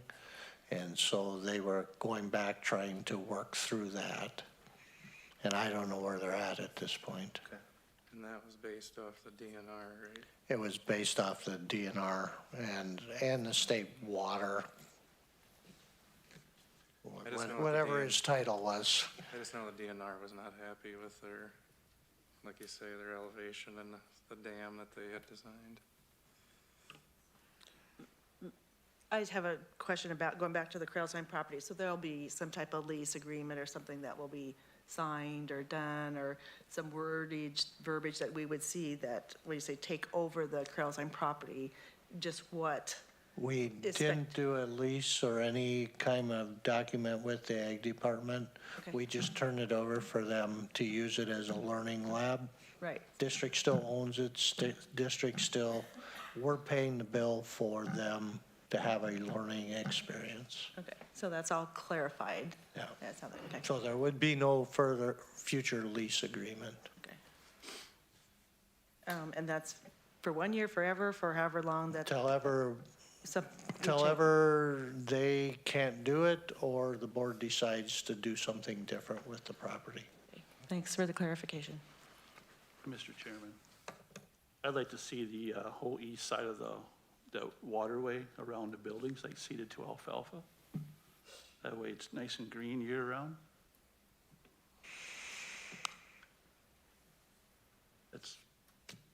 I will share that with the ag people. That's my thought. Sell hay or lease it out to different people, whatever, for hay or whatever. That's what I'd like to see done. Diversified farming. Okay, I'll share that with them. Mr. Chairman, I would like to see us really sit down and look at this as an amazing opportunity to do so many different things that could include a cross-country trail that would alleviate a concern we have on a cross-country location that we, now with additional acres, could potentially do something there with ample parking in our lot. I think that would be fun to explore some of those possibilities. That was brought up in operations to discuss that. Okay, well, that's future discussion on use of the property. Any further discussion? We have a motion and a second. All those in favor signify by saying aye. Aye. All those opposed, same sign. Motion carries. 5.16, approve a memorandum of understanding with EMW. We haven't discussed 5.15 yet, have we? Oh, wait a minute. Oh, we did, okay. I skipped that one. Okay, 5.15, discuss high school facility options. So with the high school facility options, you had the conversation in October, relations to what you wanted to do with that. Obviously, in August, the referendum with that did not pass. And at this point, the referendum dollars covered part of the costs, and again, the addition portion. You were given, if in October, some information related to the original piece, B2 option and a B3 option. And based on the conversation I heard, B3 was kind of the direction you wanted. So the information I laid next to you tonight is for that B3 option. And Mr. Overham is also here if you have questions or thoughts related to that option. With that, there's some general timelines that help provide some additional information, as well as the estimated cost tied to B3 as the option. B3, if you remember correctly, B2 was what I'd term everything except the balcony and more of a cattle chute approach, maybe not a good term, between the upper two floors of the north wing and the new addition, where B3 incorporates a balcony portion with a raised roof tied to it. So our biggest concern is the kitchen and cafeteria area at this point, right? Yes. Is there ever an option for us to just do that phase of the construction now? Or does everything else have to be centered and done around that to flow rate? Well, Mr. Overham can probably answer some of that, but in reality, if you do stuff with the kitchen, you are downsizing the cafeteria space, which is already a concern, and I believe Mr. Hastings would share that with you. And if you don't increase the cafeteria space, it becomes, again, an issue. And if you increase the cafeteria space, then that also creates a problem with the office space. And again, it leads on to further pieces of the puzzle that need to be addressed.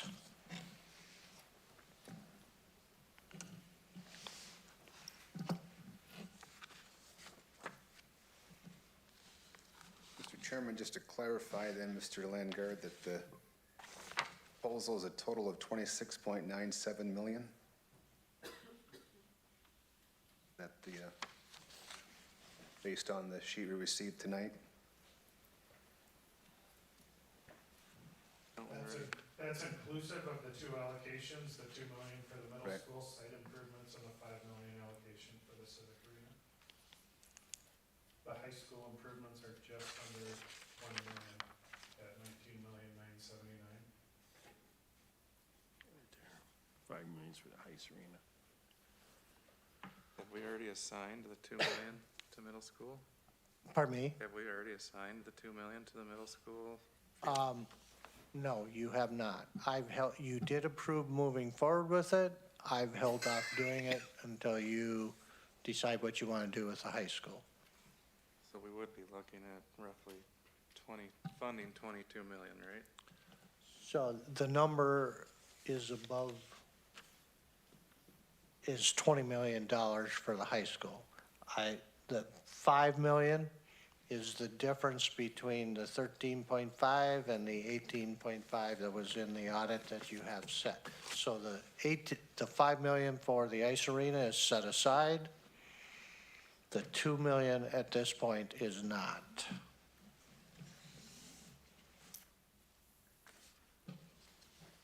This was an item on the Operations Committee agenda, and we did discuss this. One of my questions to Mr. Landgard was, is the new B3 plan any different than the B3 plan that we discussed in September and had those figures for? And you said, yes, there were some small changes made.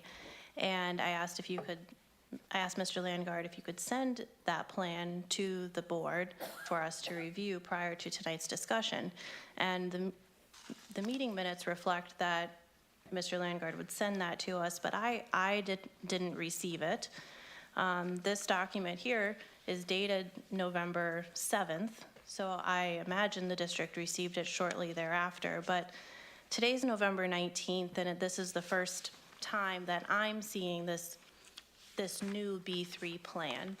I'm not prepared to discuss this plan or make any action on it because I'm just receiving this now. I would like to see a practice where the board has things to review in advance prior to the start of the meeting. I sent out the various options last week to the board. I've got them printed here, if they're the same. I printed them when I received them. It's not this nice big thing, but I can look at it. It looks like it's the Was the same. exact of what I sent out last week. Okay. If I received it, I stand corrected. There's a possibility that I missed it, and I apologize for that. It was 4 pages and, Yeah, I remember getting it. yeah, I got it, so maybe you were not there. Okay, well, I will check, and if I missed it, I apologize. I'm sorry, Mr. Landgard.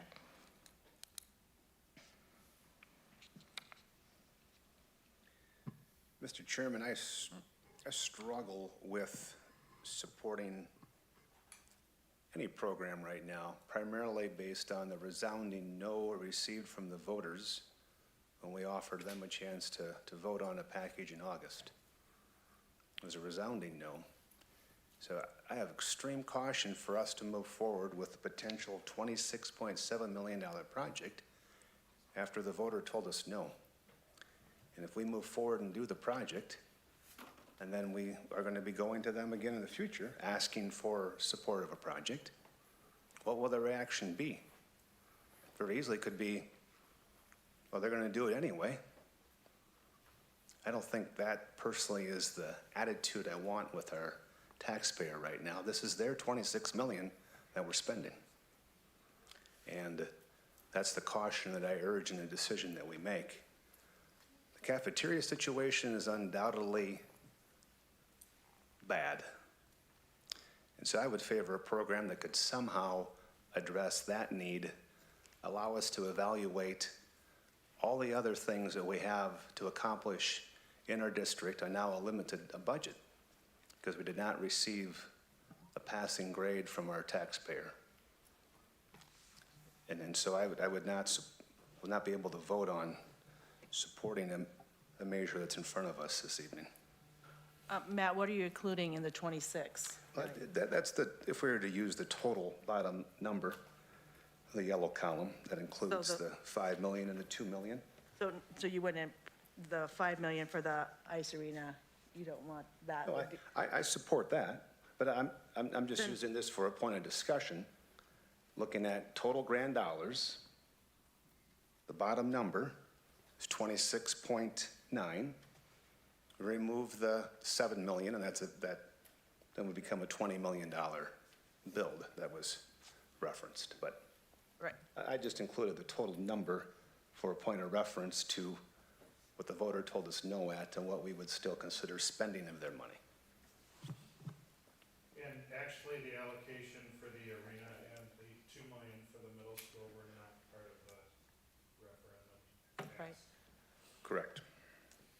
Yeah, I guess it's interpretation of what the voters were saying no to, and I understand what they were voting on was the bond, the part that they did not approve. That's all that they were voting on. That's all they was on the ballot for them to vote on.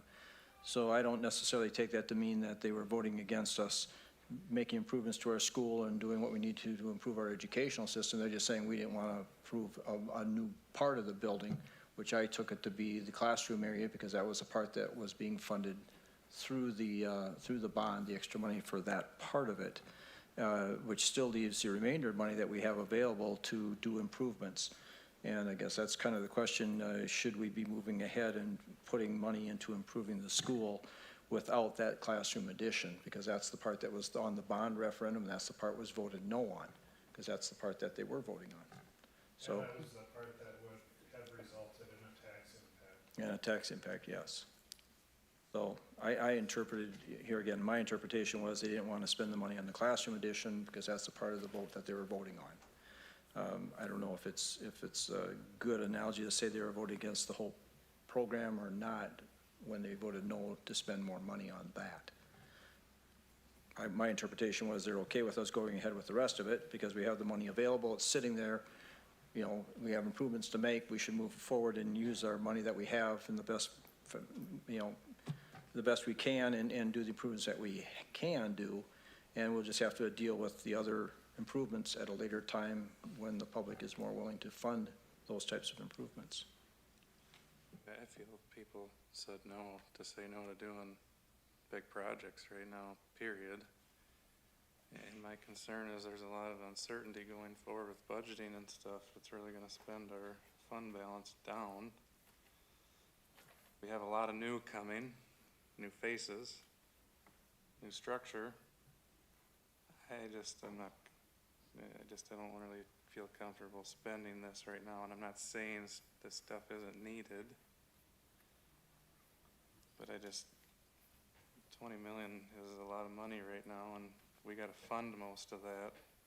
Where is that really gonna put us in the end, is my concern. And number two, I'm starting to wonder, it's no different if I'm gonna go build another cattle barn. I don't just go with one bid. Why don't we look at a second or third opinion on some of this stuff? Because it's a lot of serious dollars we're looking at spending.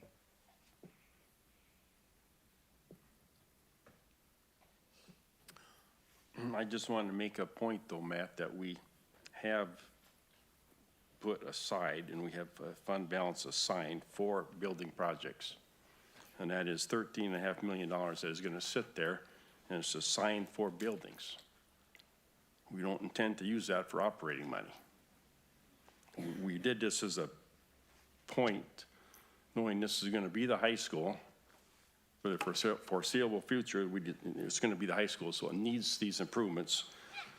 we specifically made a plan over the last number of years to set aside this money for this purpose. So my point is, why can't we use that money for the building, which has been planned for years to do? The voters said no to the excess of the 20 million that we had. It's up to the board to decide how to invest this 20 million or 13 million or 15 million, whatever you want to use. But it's meant for buildings, so. But we really don't have the 20 million because we're putting a bond on the long-term facility maintenance. But the long-term facility maintenance bond does not have any tax impact. So that bond, we get the money for it, and we still got to make payments back on the bond then? Yeah, which is part of the yearly allocation that is out of the long-term facility maintenance authority that you have.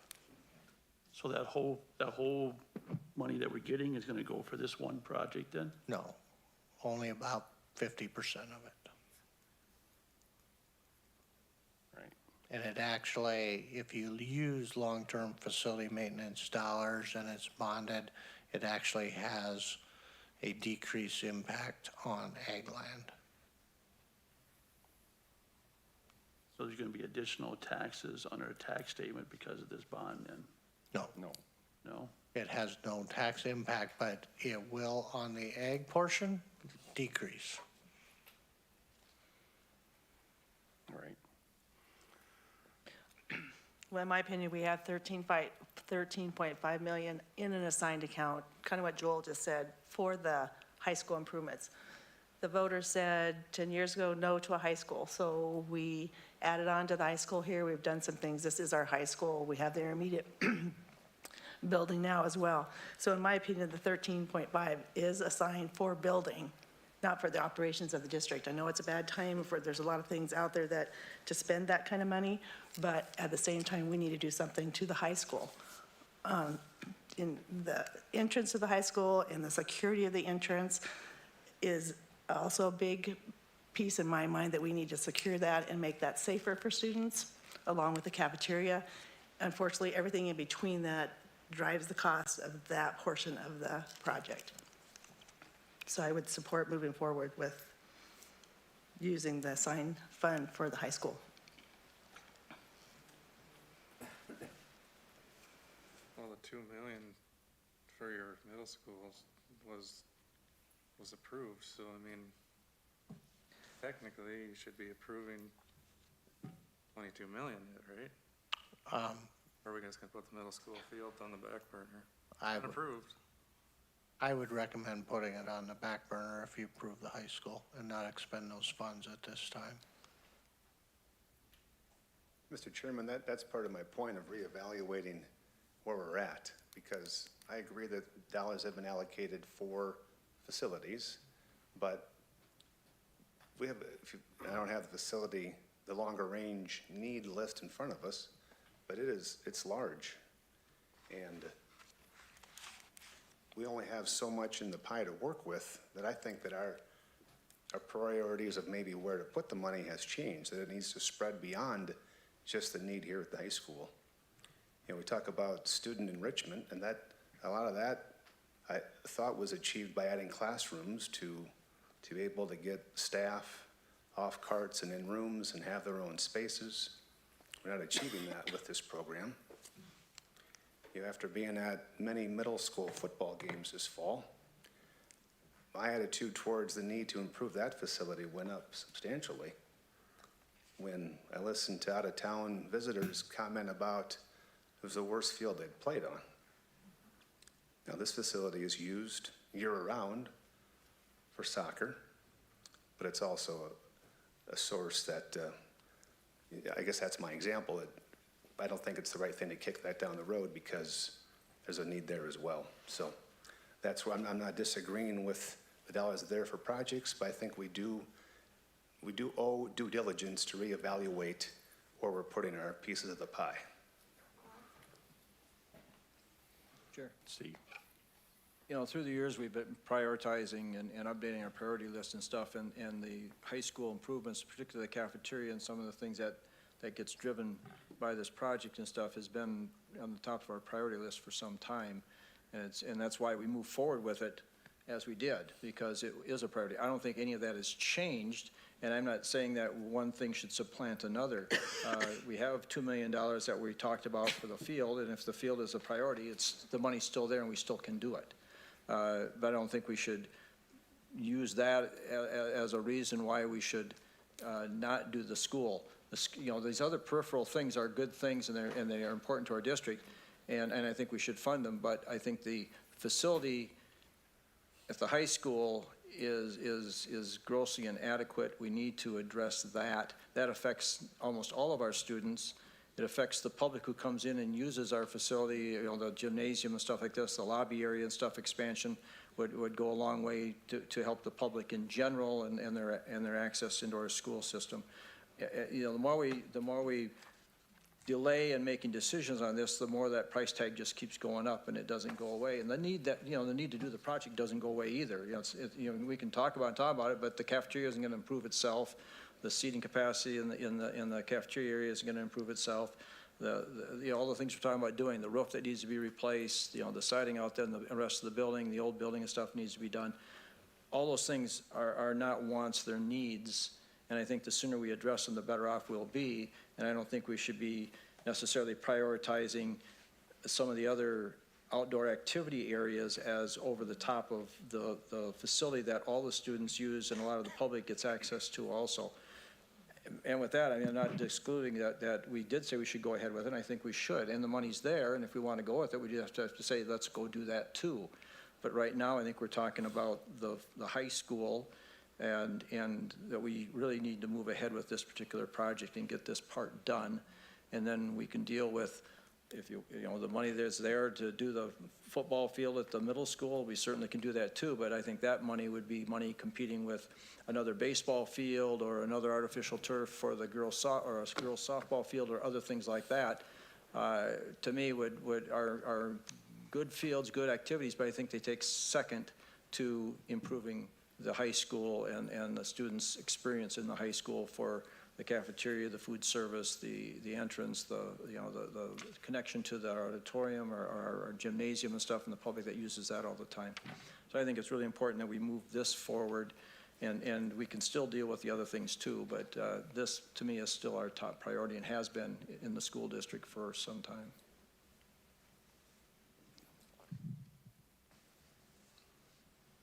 Mr. Chairman, I would really like to see this put on after the first of the year. We have new board members in, get their thinking on it, because if we decide to go ahead with a $20 million project and all of a sudden things start going south on us, they're going to say the existing board made sure it was done before they got off, and now they have to deal with all the problems that we created. I don't feel comfortable supporting this project.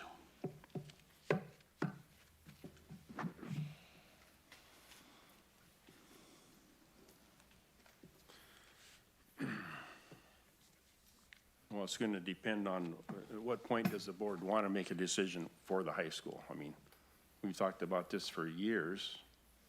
We planned for putting aside dollars for this building. So whether it's this board or the next board, but when are you going to move forward with improvements to the high school, which we planned on for years, and it's going to remain the high school. The voters told us that. And remember, there's no tax consequences here. Sure, I mean, you're operating money. That's anybody's guess 5 years from now what that's going to be like. But this is set aside for buildings, and I don't understand why we don't move forward improving the building. So, Mr. Chairman, I got a question on the agenda. 5.17 is to approve district fiscal model. Yeah. That was presented, and I'm just going to highlight it, but Mr. Holheisel will be here next month to do an in-depth presentation about that fiscal model. It's something Barrett developed. All right. So I'm just going to toss this out. This board is in a unique situation that many school boards wish they were in. And the issue is the financial situation of this district is different than most across the state in the fact that you have money set aside to address facilities, to address roofs or remodeling, whatever it may be.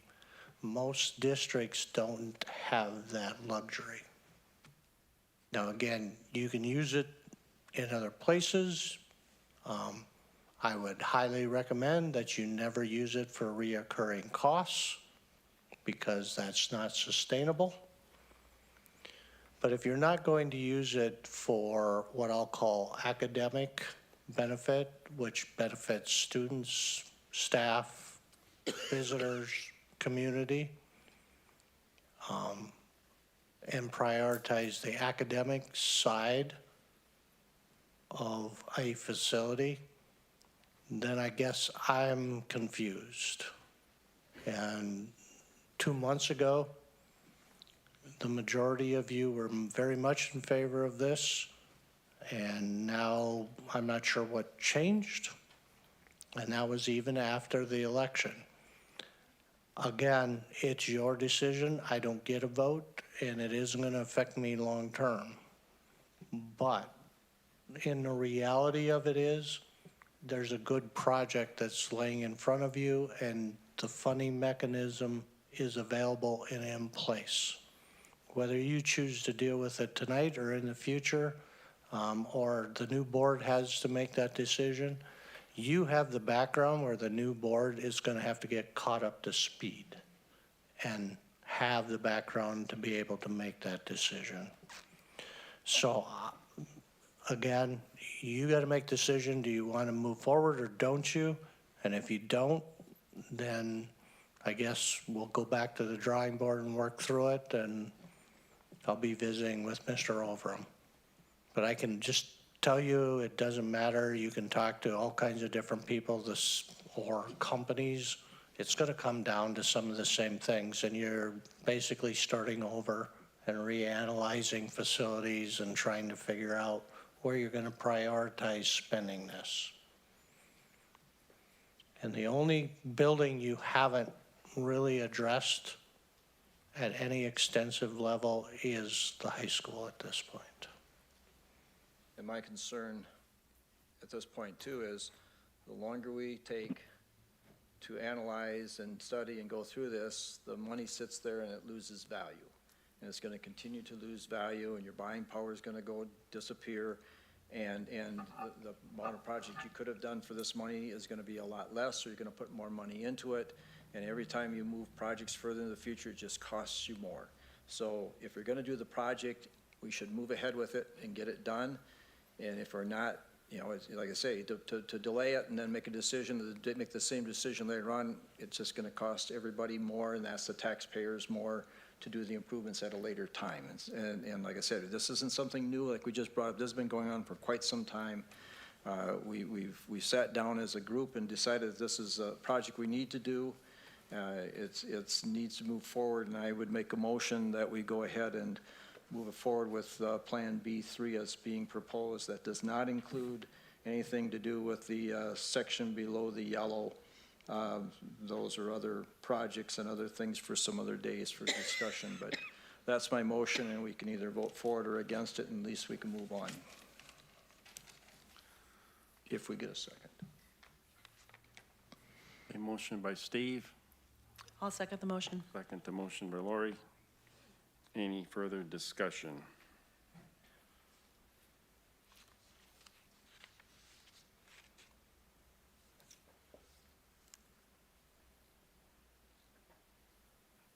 Aaron? I lean with Matt and Tom on not making a decision on moving forward with this project immediately, but the aspect of renovating the existing classrooms on the north wing seems to be kind of a standalone project. I posed that question to the consultants at one point in the past, and they said yes, that project could move forward on its own. That's about $3 million. And I would feel comfortable moving forward with that aspect of it. if that's something that maybe this board wanted to consider.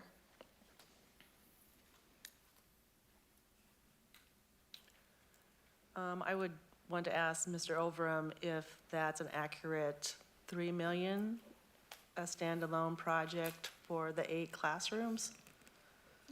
No, it's not new classrooms. Fixing up your It's North Oh, it's Wing. six? fixing It's the replacing. Oh, north just wing. fixing the classes, not the The new? windows and the paneling, Okay. Yeah. stuff like that. The 3 million that board member is referencing is actually hard construction costs, so we would have to add soft costs and contingency and other project-related costs for that to get it up to what would be an accurate kind of total budget for that project as a standalone project. But why is it 3 million in Plan B or whatever, and then all of a sudden it's standalone project, it's more money? If you look at the yellow spreadsheet, I think what Aaron's referring to is the 2 line items under existing classroom north wing. There's the $1,008,000 line item, and then the $2 million line item. Those are all part of the construction subtotal of 14.9. And as has been the case with any project, you have fees and testing and permitting and bond costs and project contingency and so on that need to be applied to the total of the $1,008,000 and $2 million allocation. But we wouldn't have bond cost if we can use the long-term facility maintenance. Correct, but you So would there's no have bond cost. fees and services and so on, and that's what So I we would just have got to calculate for. permitting. Yep. You have to design it, you have to put it out for bids, you have to get it managed, you have to implement it. It's all of those other ancillary costs. But yes, to your point, that is certainly a relatively standalone project. Anecdotally, obviously, the smaller projects get the less economy of scale there is. That was part of the strategy when we looked at bonding against your LTFM, and that's why the state allows and in some cases encourages you to do that, because they know if you're tackling roofs or windows or building envelopes, that it makes more sense to potentially borrow against that annual LTFM levy, get all the work done in one shot in today's dollars. And pay for them over time.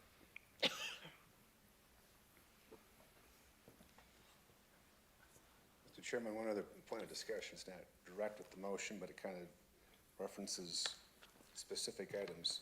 And is it fair to challenge you to find a way to remodel the kitchen and the servery area without a dramatic impact on seating and being able to achieve that part? That's the dire need of our facility. And I understand that you could have a trickle-down effect, but is there a way to be able to accomplish the kitchen area and the servery and potentially creatively find other seating spaces for students? There isn't that we're aware of. That was studied in depth, and we either need to pull one way or the other. So we either go out and impact existing cafeteria capacity, or we go the other way and impact CTE and shop space. Certainly, you could start from scratch and look at other areas of the building, but from an efficiency standpoint, that needs to give one way or the other. And as was alluded to earlier, that creates the trickle and that kind of domino move that's contemplated here. Can we go to the north to the parking lot and expand the teacher's parking lot further north? You could if you wanted to create new cafeteria space, which would be more costly than renovated cafeteria space.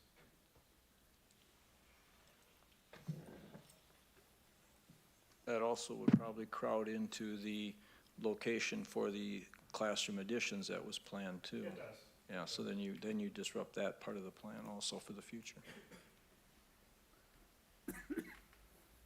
And I do want to mention that if you go to the north, where the mechanical room is, the boilers, all the primary services that serve a good portion of it come from the street straight into that mechanical room. So you really don't want to build over those major utilities.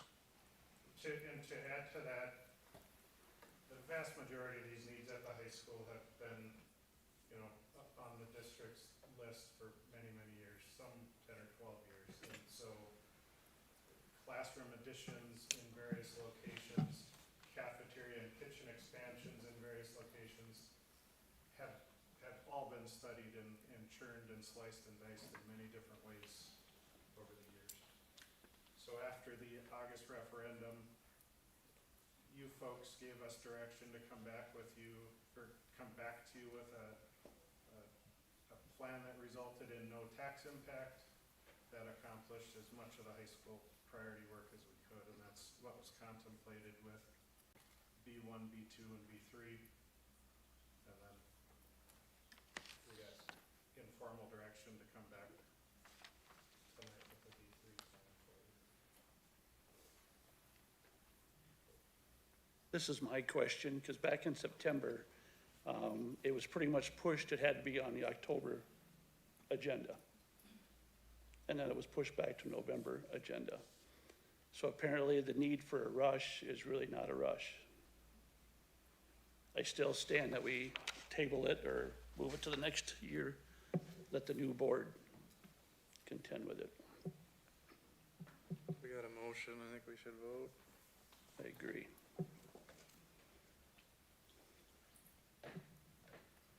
Any further discussion? I call for a roll call vote. Roll call vote, okay.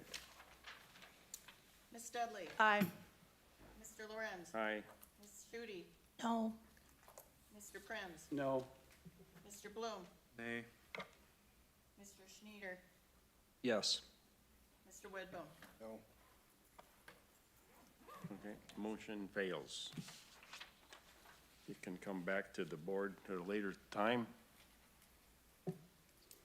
But I think we've kicked this can down the road so long that it's time to do something with this building. If it's a new board, that's fine, but it needs to be some I really think things done.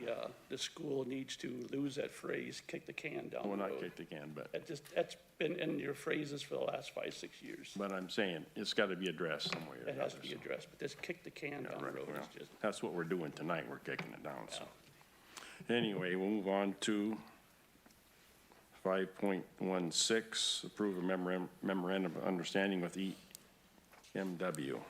Yeah, so the memorandum of understanding is with EMW regarding ECFE and AB teachers related to prep time. It was presented to me by Ms. McGahy. I've read through it. I have no issues with it.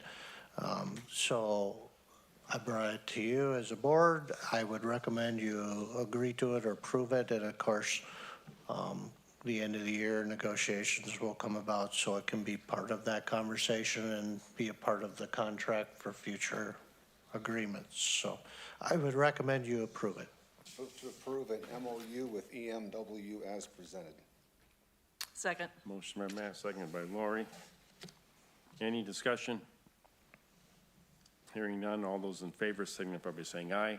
Aye. Those opposed, same sign, motion carries. 5.17, present, discuss, approve district fiscal model. So basically, I have provided each of you with a copy of information related to the Baird financial model. And I presented this to the operations committee in regards to a budgeting assistance or model that allows for you to provide some what I'll call oversight, explanation, transparency to the overall budget. And basically, to really sum this up, because the meeting's getting long and Mr. Hoheisel will be here next month to give you more of an in-depth conversation. What it does do is it breaks out into categories certain specific information with comparability to like-sized districts or the Big South districts or area school districts. And it's all based on MDE data that's submitted.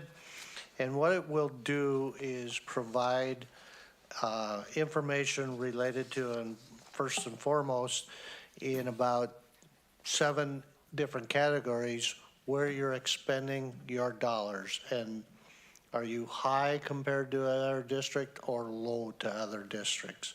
And it's, in this case, he's provided some general information in relationship to, example, the sum of pupil support services for our district. We are high compared to the other districts that are compared here. So it provides some excellent information, provides the opportunity for additional transparency related to the budget. It provides good information for those who will be using it in the district office, which would be the accountant, the new superintendent, assistant superintendent, those individuals. So with that, the cost tied to this is $10,500, which is a one-time fee for the sophomore, and then a $2,500 cost thereafter annually, which makes it extremely affordable. And, you know, I'm just bringing it out there as a tool for the new district office folks to be able to share information with not only you as board members, but staff members, community about the budget. And I think it will be a good tool to do a lot of wonderful things for the district, as well as good support for the new staff. So again, that's a real high level overview. Mr. Holheisel will be here in December to do a presentation, and at that point, I would recommend your consideration for that. And where I learned about this, it's been in place for a couple of years, where I learned about this, or maybe even a little longer, was at the fall conference I attended, and I was very impressed with the information it could provide. So we can move on. So that will be presented in December. Be presented in December, yes. Okay. 5.18, discussion action on superintendent search salary range. We want to set a range. Anything to do with this? Carmen involved in this discussion? Yes, Carmen, could you come to the,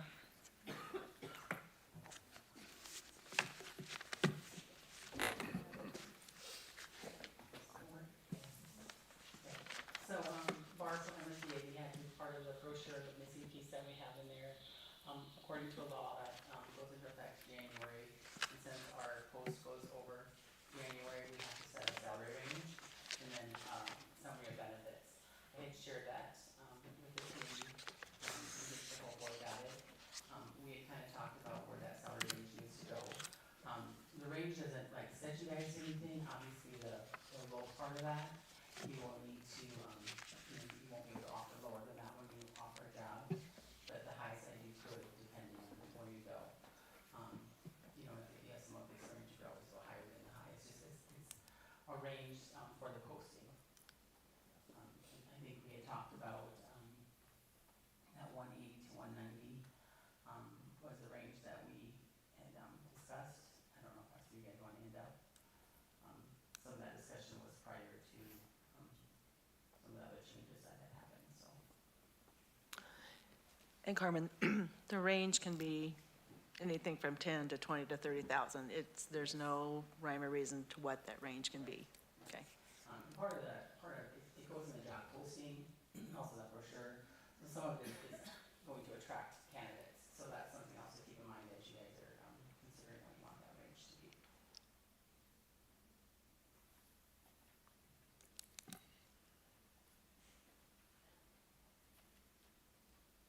And then in the posting that I shared, it's just a brief benefits that we currently offer the superintendent. So that's what I included in that statement that we have to have. So you're referencing that email from September? That- It did get sent out with the board, it did get sent out, so it's just the instructional committee meeting that reviewed the posting, but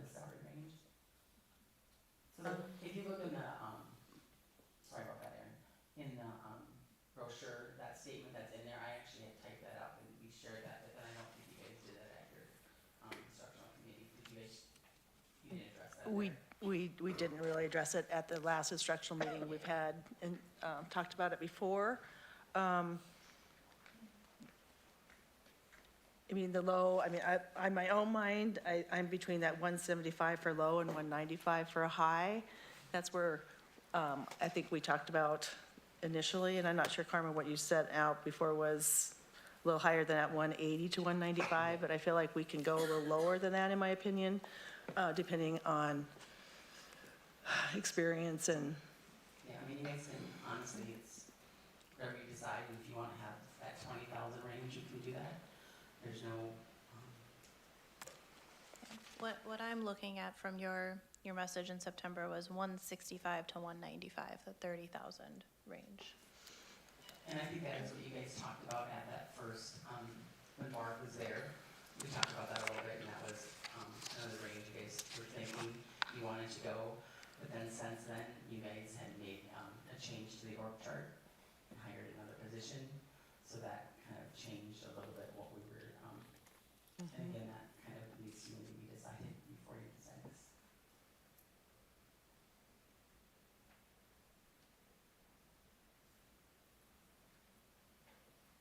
So where do you want to go?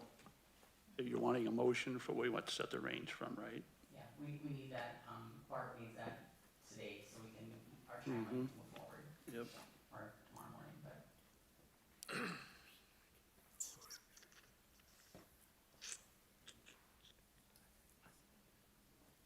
Is the 175, the 195 is a range that should be acceptable? that's in my mind, but I don't mind going, I mean, you could go a little lower than that, but we also have to put a position in there now as assistant superintendent, so that tweaks it a little bit more than, we didn't have that with the first time we talked about what that range could be. So, I would move to approve a superintendent search salary range of 175 to 195,000. I will second that. A motion by Matt, second by Lori, to approve the range 175 to 195. Any discussion? And they're not set in stone, right? That number, I mean, You can't go lower, but you can go higher. Yeah. can't go lower, but you It'll can. be in the post at 175 to 195, if that's what you guys decide. That will be in the actual post, so that's the salary range. Like Tom said, you can't go lower than that, like you can come Yeah. out for a guy 150, they're not gonna take it, because they're expecting at least a 175. They could always negotiate higher if you guys agree to it. Okay, just wanted to clarify that. Any further discussion? All those in favor, signify by saying aye. Aye. All those opposed, same sign. Motion carries. 5.19, discussion action on salary adjustment for responsibility changes. So with the organizational structure and the change in responsibilities, I believe you need to sit down and have a conversation about the additional work that's been put on those positions and potentially make some adjustments. So I would recommend you appoint a committee to meet with those individuals to talk about that and make a recommendation for approval to the board at the December school board meeting. So we're actually distributing a job that won't into, so spreading it out to 3 other individuals. Correct. So we're eliminating one job and totally, correct? You're eliminating one job totally.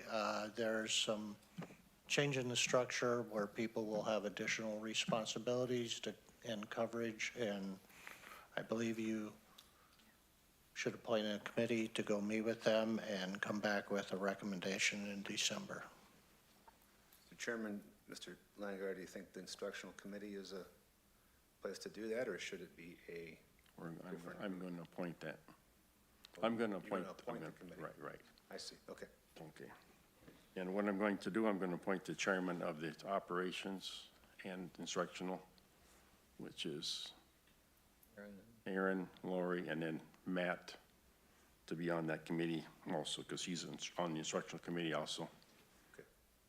If that's okay with the board. So didn't the instructional committee go over all this that one day?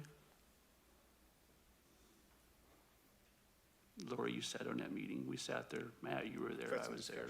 We had discussion, we didn't come to any final decisions, and no recommendations were made that day. Right, they'll come back with a recommendation to the board. So if this committee is formed, is it then a public meeting when we meet? No. So, at-will negotiations is not considered public. Labor negotiations is considered public for union and the superintendent. So if it's not public, is it a closed meeting? It's technically, based on the way MSBA described it, and Barb, Carmen, you talked to her too, when you negotiate with at-will individuals or smaller groups, they're not a bargaining unit or labor union, so it's closed.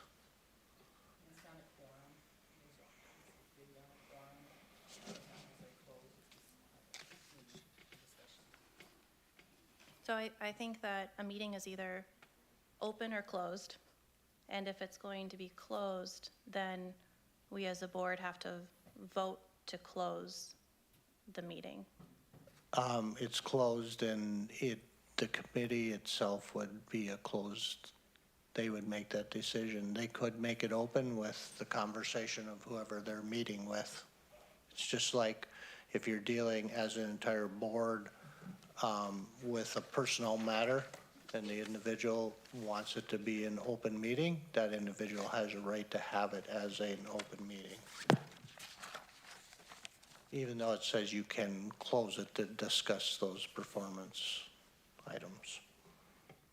So how many positions are we talking then? At this point, it would be a conversation with HR, assistant superintendent, potentially myself, because I'm getting more responsibilities, but I can tell you right now, you as a board or the committee can make a recommendation. I'm not negotiating. So. It comes back to the full board and it's fully all open, so, anyway, so. So if the committee met with me, it definitely would be an open meeting, or would be at that point. So. So in the messaging that you've shared with the board leading up to this meeting, my understanding of it was that it can't be a closed meeting, or it doesn't qualify for a closed meeting. So based on. Did I misunderstand, or was? Yeah, based on what has been shared with me by the attorney and by MSBA, at-will employee negotiations can be closed. It's not a closed meeting, but it's a close, well, it is closed to the general public. I was on the understanding when they did the training for to be a board member, the only closed meeting there is for negotiations is with the superintendent. If I remember right. The superintendent contract is considered an open meeting. It's not, no. Superintendent is the only closed meeting there is, if I remember right. The only open one. Only open one? Yeah, I thought it was closed. no, it's open. Well, I'm just not convinced that this can definitely be a closed meeting. I think that an appointed committee is subject to open meeting law, and open meeting law states that a committee, as long as there's a quorum of the committee, is then subject to open meeting law. And, you know, I understand that there's some unknowns here, or we're not really sure about things, but I tried to research, do my homework on, open meeting, closed meeting, what the rules are with open meeting law. And I found that there's a Minnesota state statute that clearly defines what what is an open meeting. We have open and closed meetings, policy 205 that our district has adopted. And there's, a report from MSBA that says that committees and subcommittees are subject to open meeting law. So I'm just not, I don't see where. And again, the law itself, the attorney will tell me, it's a he just told me this week, it's a poorly written law that does not provide a ton of clarification. And the legislature should provide more clarification to that, particularly for committee and subcommittees. And I can have him send me an email if you would like. Yeah, I mean, to me, it's not ambiguous. Like I'm not seeing where there is ambiguity. If you'd like to take one, I've just printed the Minnesota statute. I've printed the ISD 518 policy. I've printed the MSBA document. And it's my understanding that this committee would be subject to open meeting law. And if that's the case, then I feel like it should be the whole board having the conversation in a delicate manner, of course. But I don't think that. Well, we will have the whole conversation when you bring it to the board. This is just to get. This is negotiation, This is just correct? to get an agreement, what we think is fair, moving one position over 3 positions. What we think is fair for the ones you're moving it to. That's all we're doing. So you will meet with these people and open, that's fine, let it be open, I don't care. No one should care. It's gonna come to the full board, it's open then anyway. So this committee decides if you think it's appropriate to adjust some salaries because you're taking one position, you're putting it on 3 other people. So we're saving a big number in the salary that's gonna be spread a little bit over 3 people. So if you wanna make it, that's just for you guys to come back to the board and say, here, this is what we think is fair. It can be open, that's fine. The full board will act on it. That's all it is. I just want a committee to meet with those 3 individuals and see what's fair. If you think everybody's fair, find the way it is and leave it the way it is. I mean, the committee can recommend. That's all we're doing. I mean, it's an appointed committee, but it's really no different than what we do with operations and instructional. Instructionals did it once already. We sat there from 7:30 in the morning to 11:45. We've met with the individuals, we discussed things. Now we're redoing it. So why did I waste a half a day sitting in a meeting when what we discussed means nothing? Well, did you come up with a recommendation? We sat there, went through everything with Carmen. We sat there with Josh, John. We all sat there discussing things. I don't think John was on there. Now all of a sudden we're doing it over again? Why did I waste a half a day sitting in that I'm just administration office when now we're doing it all over again? Did we have a recommendation out of that meeting? Did you? We No, did. it was out of order. We have to do things, or we had to get the flow chart, the organizational chart done first, and recommend, that was the get that done first, and then figure out our salary range for the new superintendent, need to be done first before we can move forward with this other layer. There's a little bit of order to that. So what we do is gathering information on the positions to share to the whole board, which we thought we could do in a closed session tonight, but we could not do it in that closed session tonight. So we still have that information, and now the new move is to do a subcommittee, if that's what the chair wants to appoint. And then we'll move it forward and bring it to the full board again for open discussion. But now we know what some of these salary ranges are. We know we have better job descriptions to look at. There's been some work done since that meeting that we needed ahead of time. And we set our superintendent proposed range. That was the biggest thing that we had to do as a full board, that we discussed as a small group, but now we set that range. That'll help us base other decisions on that number. So we were going to do that discussion in a closed meeting, which we decided we can't do in a closed meeting. So we had our recommendations that we decided on that day. There's no recommendations that we decided for these other positions. For the conditions? For these other positions. We talked about what the positions were possibly. And We were what the trying to figure salary out where ranges that were gonna was, and some job points, things, what that could be. And then we couldn't go any further than that because we had to do it in the right order. We talked salary that day. Anyway, let's have the committee review it, come back to the full board, it's fully all open.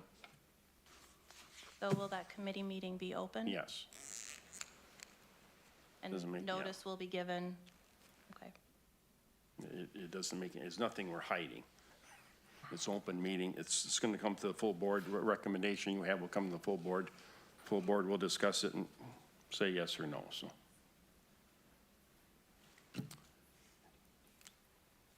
You'll have to set up a time to do this, before the next meeting, before the next regular board meeting, so.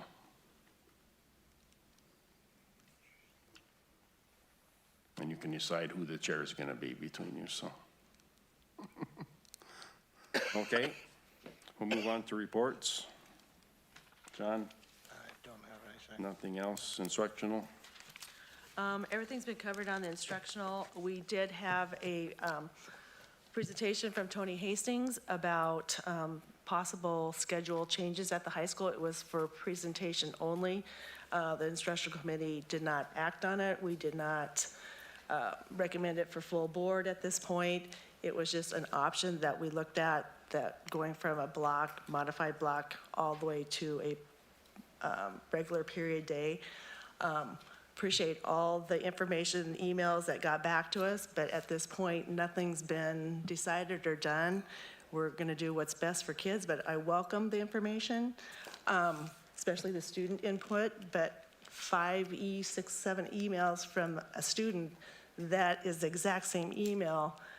I would encourage our students to not just forward an email, but certainly tell me what they like about the block, tell me what they would like about advisory, or give us information that's useful instead of just copying and pasting into an email and sending it.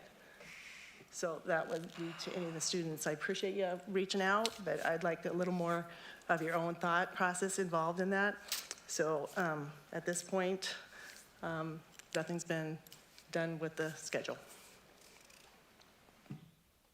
Okay, And there's nothing else. Everything else is covered. okay. Operations, Nothing further. in here. Any other reports? No other business, no future business? I have one item, Mr. Chair. Okay, Steve? The Minnesota School Board Association has a delegate assembly every year. And this year, it's going to be December 6th in the evening, or late afternoon, going into Saturday morning on the 7th. I'm a delegate. I've been a delegate on that for a number of years. Our area of the state down here has several delegates, and we're missing one.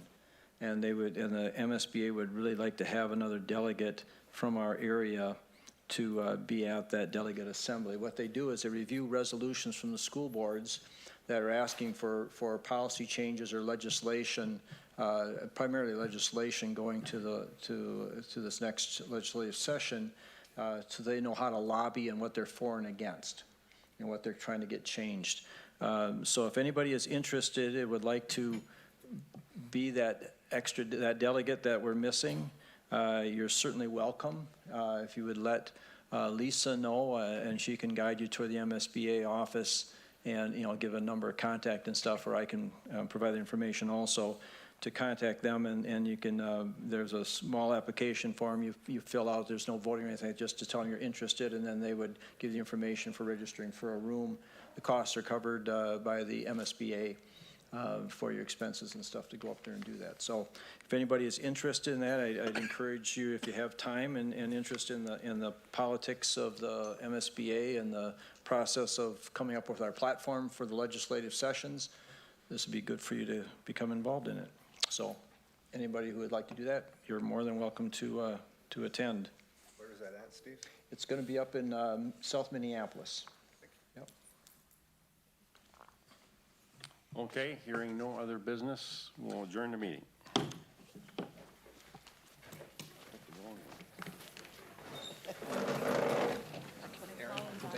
me of when I was I in noticed they said a lot of northwest Minnesota. especially when it comes to, when it comes to legislation. Meetings up there where it's 2.5 We're always like